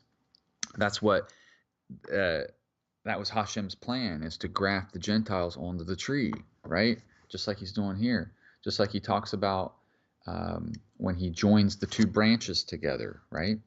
And the tribe of Ephraim and Judah, you know, you see a lot of that kind of symbolism too. This is quite remarkable. First crop figs develop without flower pollination. How is that even possible? Well, it's because of probably has something to do with the wasps. But the wasps are what pollinate them. So how are they first crop figs develop without flower? How is that possible, Aaron? I don't even know. God's creation. First crop. Oh wait, no, it still don't make any sense. Yeah, it has to be God. I guess. It says what you just said. The first crop figs develop without pollination. It really doesn't make any sense. Which, by the way, figs are pollinated by wasps, which in the ancient days didn't mean what it does now. White Anglo-Saxon Protestant. So you got to be careful what kind of doctrine you peddle, because you don't really know. Sometimes that's why you got to be really aware of these megachurch preachers, because you know, are we pollinating? What kind of fruit are we pollinating? You know, got to be careful about that. Who knew that wasps had any decent role in the world at all? Until you, I didn't know that they did. Dude, not only that, but there's a specific species of wasp for every fig. How? Oh, that's so interesting. It doesn't make any sense. Yeah, I know, man. So anyway, all right. Common figs such as the Datato, Frega, and brown turkey do not require pollination of flowers of either crop. The seeds in the mature fruit usually being hollow. The flowers of such figs were once regarded as incapable of fecundation. Fecundity refers to childbearing or to produce offspring abundantly, and were therefore designed as mule flowers. But it has been proved that all common figs can produce fertile seeds if the flowers are pollinated. Remarkable. The varieties of figs grown in various... Oh, I get it now. I get it now. Okay. So the flower grows inside the fruit, and the wasp crawls into the fig to pollinate the flower. Oh, okay. That's how it happens. So we need a little only if video. They're pollinated. Yeah, only if they're pollinated do the things. Yes. So I'm sorry it took me so long to jar my memory. I was having don't difficulties. feel like I knew this in the first place. But yeah, they crawl in. So when the wasp crawls into the orifice, in order to do this, it actually is stripped of its wings as it crawls into the fig, or the blossom, I guess. Jeez. And then it is actually digested. Talk about a sacrifice for the greater good. Yeah, that's here I thought wasps were worthless. And then they're digested in the enzymes of the fig itself. So every time you eat a fig, you're actually consuming a wasp, even gross. if you don't know. But I love dates and figs. They were very good. Wasp, fig pollination. Oh, there. It's going to be the video. We will find this. It's going to be the video? I said there it's going... Oh, get it? B. Yeah, there's How long a few is that here. one? It's only 5 minutes. Yeah, sure. But you just click through it. We don't have to listen to her necessarily. You can click through it or whatever. Figs are one of my favorite foods. They're sweet and floral, and there's something about the texture that I find so delightful. She's so excited. But the seeds in the middle give you this totally satisfying crunch. But it turns out that many species of figs contain the bodies of dead wasps. I'm Anna. Gross science. Figs aren't exactly your typical fruits. You can think of them as packages that contain all of the fig tree's flowers within them. But if the flowers are trapped inside the fig, how do they get pollinated? Yeah, well, that's where fig wasps come in. In most species, pregnant female fig wasps carrying pollen are attracted. This is just what I needed. They enter through a tiny opening at the fig's bottom that's highly selective. It usually only lets in the exact species of wasps that pollinate it. Like you said. But even pollinators have a hard time getting in. Most lose their wings and antennae in the process. The wasp's goal is to find a home for her babies. And the perfect home is inside the fig's female flowers. Those are the ones that would produce seeds if they were fertilized. So the mama wasp drops a fertilized egg into as many female flowers as she can, sometimes up to a few hundred. But she can't get to all of them. Along the way, she winds up fertilizing the rest of the flowers with the fig pollen she's carrying. And those flowers begin developing seeds. Once the wasp is finished laying eggs, she usually dies inside the fig. Goodbye, cruel world. Oh, jeez. Baby wasp begins to grow encased in a protective structure that the plant forms called a gall. The male wasps mature first. Hey. When they emerge, they find the galls of the female so wasp, sexist. many of whom are their sisters, poke inside and impregnate them before they've even hatched. This seems wrong. Then the males die inside the fig, but not before boring tiny holes through the fig's skin. When the females do emerge, the fig has just started producing pollen. The female wasps pick up some of that pollen before making their way through the holes their brothers drilled and go off to find a new fig to start the cycle again. But the story's not over. At this point, our figs finally mature and ready to be planted. And that happens when the ripe fig is eaten by animals, which poop out the seeds, spreading fig and better. Of course, humans eat figs too. So when you bite into a fig, are you actually eating the bodies of dead wasps? Well, if you're getting your figs from the supermarket, then most likely not. See, humans and figs have a really long history. We've probably been domesticating them for over 11,000 years. Oh, so there are 750 species in the world. Most of the figs we eat are a species called the common fig, which humans have had a huge hand in creating. In fact, some common figs are seedless and don't require pollination at all. Other varieties of common fig do need to be pollinated, but have separate male and female trees, and we only eat fruits from the female ones. I'll put a link in the description to a great explanation of how common fig pollination happens, but long story short, female wasps can only manage to lay eggs in the figs from male trees, not female ones. But they can't tell the difference between the two types of trees. So if a wasp does enter a female fruit, she'll pollinate it and either manage to escape or die inside the fig. And then that fig might make it to your table. Frankly, one wasp here and there. What? Okay. So, all right. I think I understand the parable now. Tree Mistress says the bug one might be healthier. So, one of these is the bride of Christ, and one of these is the whore of Babylon. And when the Ruach shakes the tree, or you don't know which fig you're in unless you test the fruit. Man, this is deep, man. Whew. I'm glad we did this. Thank you for encouraging me. Yeah. Thank you, Holy Spirit. Trees. So if a wasp does enter a female fruit, she'll pollinate it and either manage to escape or die inside the fig. And then that fig might make it to your table.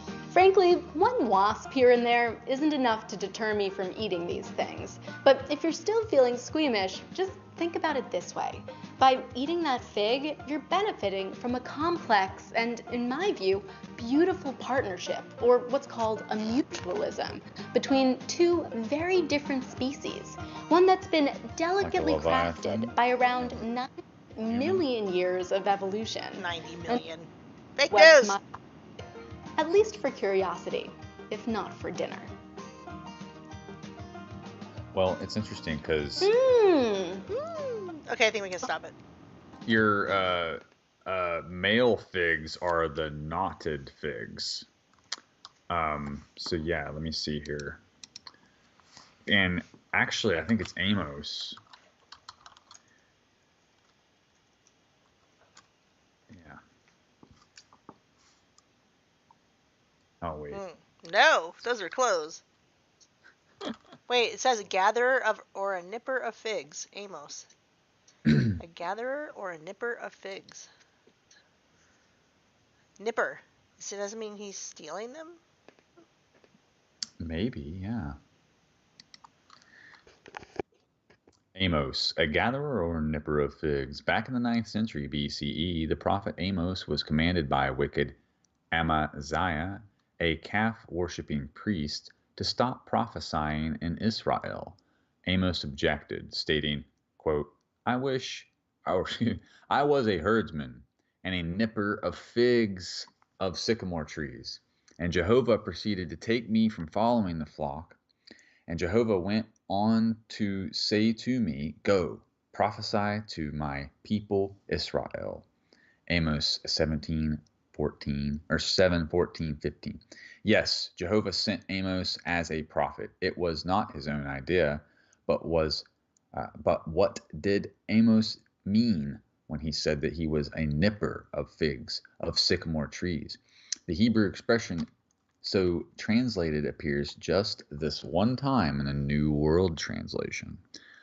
Other Bible translations render the term gatherer, cultivator, dresser, or grower rather than nipper of sycamore figs. However, the journal Economic Botany. Tongue-tied tonight, man. Economic Botany says that an appropriate translation of the term would be piercer, because this word indicates a special action of the cultivator of sycamore figs, just like a wasp piercing the fig. Man, this is too much sometimes. The practice of nipping or piercing, that is, making small gashes in sycamore figs, has been well known in Egypt and Cyprus since very early times. Piercing or nipping is no longer practiced in modern-day Israel because other varieties of figs are grown in that land. However, Nipping was practiced by Israelites in Amos's day, since the sycamores that grew in Israel at the time descended from the Egyptian varieties. Apparently, piercing figs makes them absorb water and become juicy. It also increases the production of ethylene gas, which accelerates the ripening process. Wow. Remember when Christ went to the tree thinking there was going to be figs on it? And there weren't, so he cursed it from the root up, resulting in larger and sweeter fruit. In addition, parasite wasps do not spoil the fruit because it ripens rapidly. So the parasite wasps are considered a parasite, eh? And so they can ruin the fruit, perhaps. But they can't. It just says. And they can only pollinate the male trees, not the female. So you can eat the female figs without any problem. So when Amos was shown those two baskets of figs, he was being shown two baskets of figs. And God was like, "What do you see, Amos?" He says, "Figs." But what he didn't understand was one basket was full of naughty figs from a male tree, and the other was full of very nice Smyrna figs, right, from like a female tree. They were good to eat. You can't eat the male ones. They're nasty and tough and such. So, for instance, let's see here. The two, what was it? Baskets.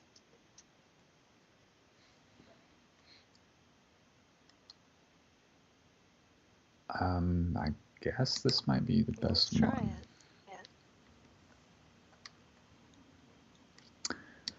Okay, so the two baskets of figs. This is citing from Jeremiah 24, 1 through 3. After Jehoiakim, son of... Oh, I'm so sorry. That's Jehoiachin, son of Jehoiakim, king of Judah, and the officials. The skilled workers and the artisans of Judah were carried into exile from Jerusalem to Babylon by Nebuchadnezzar, king of Babylon. The Lord showed me two baskets of figs placed in front of the temple of the Lord. One basket had very good figs, like those that ripen early. The other basket had very bad figs, so bad they could not be eaten. Then the Lord asked me, "What do you see, Jeremiah?" "Figs," I answered. "The good ones are very good, but the bad ones are so bad they cannot be eaten." So it was Jeremiah, not Amos. Yeah. I guess that was a Mandela effect, huh? Yeah. No, in fact, it was both of them, apparently. "What do you see, Amos?" Oh, he said. There it is. "A basket of ripe fruit," I answered. Then the Lord said unto me, "The time is ripe for my people of Israel. I will spare them no longer." That's interesting. So Two times he gives them baskets of figs. And then, so there's going to be a point in time, the Lord's day, when he visits the vineyard. This is that. And then, let me see here. I think, yeah, okay. I got a little off topic here and didn't finish this one, but just in case there was anybody else I said that we here. needed a video. It's fine. But just in case I didn't share that one, I'll drop that one real quick. Another strange phantom noise in my room. Maybe we should pray. Meow and stuff like that. We pray off any spirits that are not from our Father Yahuwah. We cast them out to the pit in the mighty name of Yeshua HaMashiach of Nazareth to leave Joshua's house alone. Amen. Yeah. In the old world, figs are grown commercially in Italy, Turkey, Algeria, Greece, Portugal, and Spain. So remember, I had some difficulty understanding why Salamanca was so featured. That's where the figs are, man. And yet, here's the connection. So figs, it's all about it goes back to the Garden of Eden, So what kind of leaf did the Adam and Eve put on themselves. A fig leaf. Yeah, no other kind, right? So why a fig leaf if that weren't the tree they were eating from? And if that's the tree they were eating from, then what does that mean? What are these figs? What are these wasps? What are these vesps, Aaron? Mm-hmm. We've been running up against the word vesp a lot lately, which is the Spanish word for Spanish version. Yeah, and one of those four sisters did reign over Spain. So this is starting to make sense now. Maybe that's why old Gregory Hallett wants to hang out in Spain so much. There's something going on over there. All right, so let's see. Yeah, this is one more thing I wanted to read. This is from Zechariah 3, verse 10, to be precise. But I found this one completely by pure accident today. Okie dokie. I'm going to start reading maybe at verse 9. Okay, now remember, because this means salvation, and this is also a character that weds Rahab. But anyway, upon Joshua, before I have laid the stone, behold, for I have laid a stone before Joshua. Upon its inscription, I will engrave. Sorry, I always get confused and start reading right to left and left, right. The interlinear is backwards. For behold, the stone that I have laid before Joshua, upon the stone 7 eyes, behold, I engrave the inscription. It says Yahweh, basically his name is written on the stone.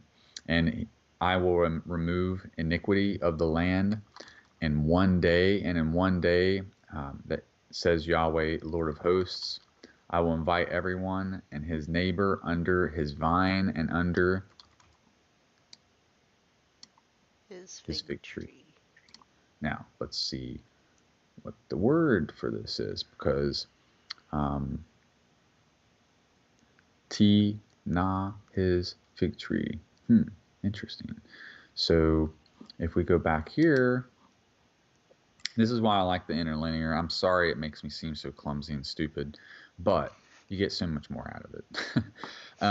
So the unripe figs is this word here. And this basically just refers to the time when the tree's shaken and they're not yet ripe, right? So this would be a fig that was certainly not nipped, for those accelerate and ripen quicker, right? But this is all that refers to, is just this occurrence here. And let me grab the other fig one there, a fig tree, see?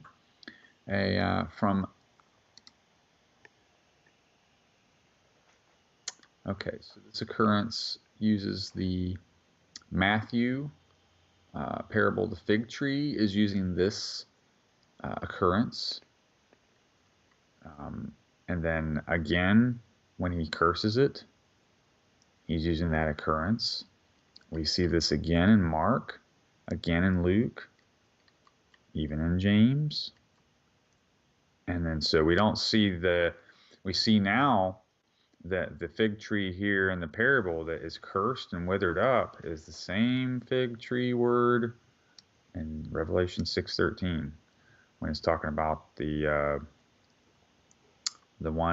stars falling from heaven and the fig tree casts its unripe figs as as it being shaken by a great wind, which is actually I think ruach maybe. Let's see, great wind. Nope, not quite. It's not ruach, but it is actually the word for wind. So that's why I prefer the interlinear, because even when it's using what seems like the same word, oftentimes there's these fine distinctions drawn between the words. And so let's hop back over here and take a look at this fig tree. So this is not just any fig tree, but his fig tree. So let's see what makes this one so special, because the other one is very nondescript. And they showed fig leaves. Ooh, so this is the one in Genesis. So we see now that we're contrasting two trees already. We got one in Revelation and one in Genesis. He who tends the fig tree will eat. Okay, who is a vine dresser, right, or a cultivator of fine fruits. The fig tree and the vine again, and Joel. So oftentimes you'll see this vine associated with the fruitful bough in Joseph. So it may be safe to assume that the bough in Joseph is maybe even this word, this type of fig, perhaps, that it's conveying here. Although it doesn't say it, the thing that backs that up would be that it also then appears here in Zechariah, where it does talk about, drum roll please, the branch in the earlier part of the, now I can't even, so it's the all of it. So let's go to Zechariah. Oh, sorry, let me try this again, because I want to show you the branch part.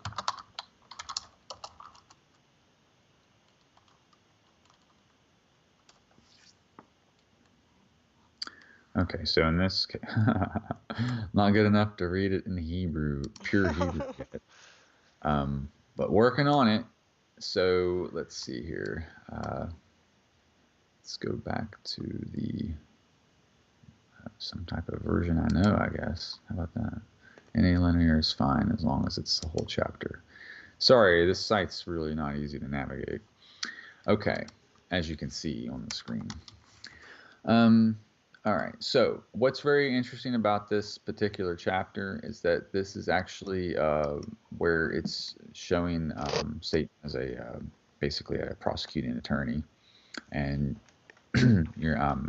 he's being accused, right?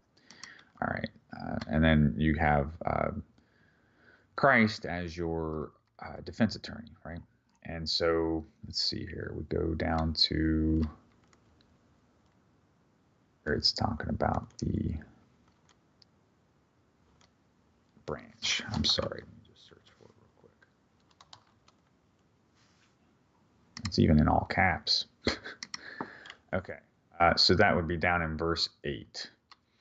And so here now, Joshua, the high priest, you and your companions who sit before you, and men give a wondrous sign, for they are, behold, I am bringing forth my servant, the branch. So again, we got a fruitful bough here. So this would, you got your Messiah ben Joseph, again, the fruitful bough, the branch, and you have your Messiah ben David, who would be your administrative king. So you basically have your priest and you have your governor, which seems strange, right? But then you find this also in Haggai, when they had first, came out of exile again, I think for the second time, and they had not yet built the temple. They were building their own houses and things like that. And in Haggai, they're instructed to rebuild the temple. And so, again, you get the same symbolism there as well, which, again, that's the good fruit, sowing the gospel and the mitzvahs and such. And so it's when we finally have that kingdom, when peace reigns, when we're all under that same sukkah, right, that same Leviathan skin, we're going to have the lion with the lamb and the adder. Well, if you remember from several weeks back, we were reading in Genesis, each of the 12 tribes are associated with an animal. So all the tribes will live together in peace, right? And your Levites actually are not counted in these figures because the Levites just aren't counted because they're not part of war. They're just there to keep the feast days, and basically they guess, produce a hedge of protection, if you will, which is strange because the term Levi and then Leviathan, right? And we see how Sukkah is the tabernacle. So the Levites are who work in the tabernacle. So I tell you, this is fun stuff. And let me see, was this one last thing I had? Oh no, this was just a reference we were making. So I think that we have gotten through everything this evening. Yep, I do believe so. In just under 3 hours. Oh, it's serious. It was 3 hours again. And just ended 2 on hours and 45 minutes. It ended on 10:44, guys. So if you're 144 hours, if your work is working ceaselessly in the Garden of Eden, which is here, meow. If you're working ceaselessly 6 days a week, 24 hours a day, looking for opportunities to embody these virtues of Hashem and to bear good fruit and to tell people about these wonderful holidays and all the wisdom that's contained in them so that they can also digest the word. And that's where shin comes from, that word shin that gives us the how to read between the lines in the Bible, if you were. That's the kind of stuff that comes from spending time with Hashem and keeping his laws and his ways. We don't always understand them, but hey, he teaches us. Right, and the amount of time it took, by the way, was because I spent the first almost hour on Davos and the Great Reset. So. Oh yeah, I forgot about that. That's true. Well, all right then. Thank you for helping me. We had an additional report that I wanted to go over because it's something I want to talk about and understand, and the more I talk about it, the more I can understand it. So that was important. So thank you for giving me that time as well. Yeah, meow. I need to pay more attention to the the controllers. I'm always just studying prophecy. Which is fine because I don't always want to focus on that either. It can be stressful and frustrating, and I just want to sometimes go and do my own thing and forget about it. So this is a good time to do that. But anyway, like I said, I appreciate you giving me the floor to discuss some of that, and I appreciate all the time that you put into this, the effort that you put into this, and I really appreciate all the people that stick around, and especially anyone who stays for the whole thing or watches later and listens to the whole thing. And I know there are those. They've told me that they like this Solomon Report on Friday, and they go back and watch it if they haven't, they can catch it live, and they check out the whole thing. And so blessings for that, and we give all glory to our Father Yahuwah. And there's a playlist for them too that you put together, and yes. I appreciate that. Yes, and I believe they're all. I in even there. listen to them myself.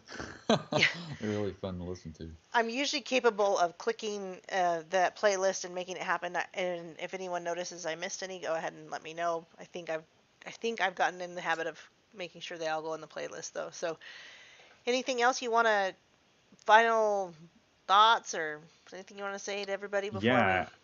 It's really weird because I didn't realize this at first, but this picture here has the Mazzaroth on it, the zodiacal band. Okay, hang on, I gotta get back to you. There we go. Wait, nope. There we go. Yep. Yeah, this has that zodiacal band here, and if you notice, we're actually right here, right meow. So like this picture might very well represent the Feast of New Trees, and at least in spirit. That's very strange. I mean, we are moving into February, and that's Aquarius right there. So like this is taking up the entire month of January right here, which is where these two become one. That's really bizarre. I just noticed it and had to point it out. So yeah, weird. I chose that, I guess. Or the Lord chose it. Oh yeah, well yes, obviously yes. Praise the Lord. I love to do His work. Well, I appreciate you, and you know it, and I appreciate everybody for listening, and we are grateful. And so if you want, you can join the Discord. I shared the link a few times earlier. Oh, yeah. It's a good place to drop any research or just chat and hang out. But other than that, I think I'll let everybody go and have a blessed Sabbath. Yes? Yes, yes, indeed. Meow, meow. Shabbat shalom, Aaron. Same to you, and I'm glad that you could spend this kind of time. So we'll be back again, same bat time, same bat channel next Friday. Meow, meow, folks. All right, good night.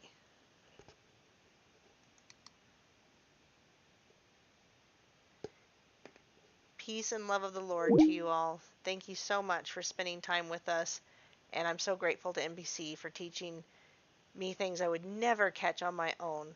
I am truly, truly in awe, and I praise our Father Yahuwah for all that knowledge. Peace and love. Shalom. Good night.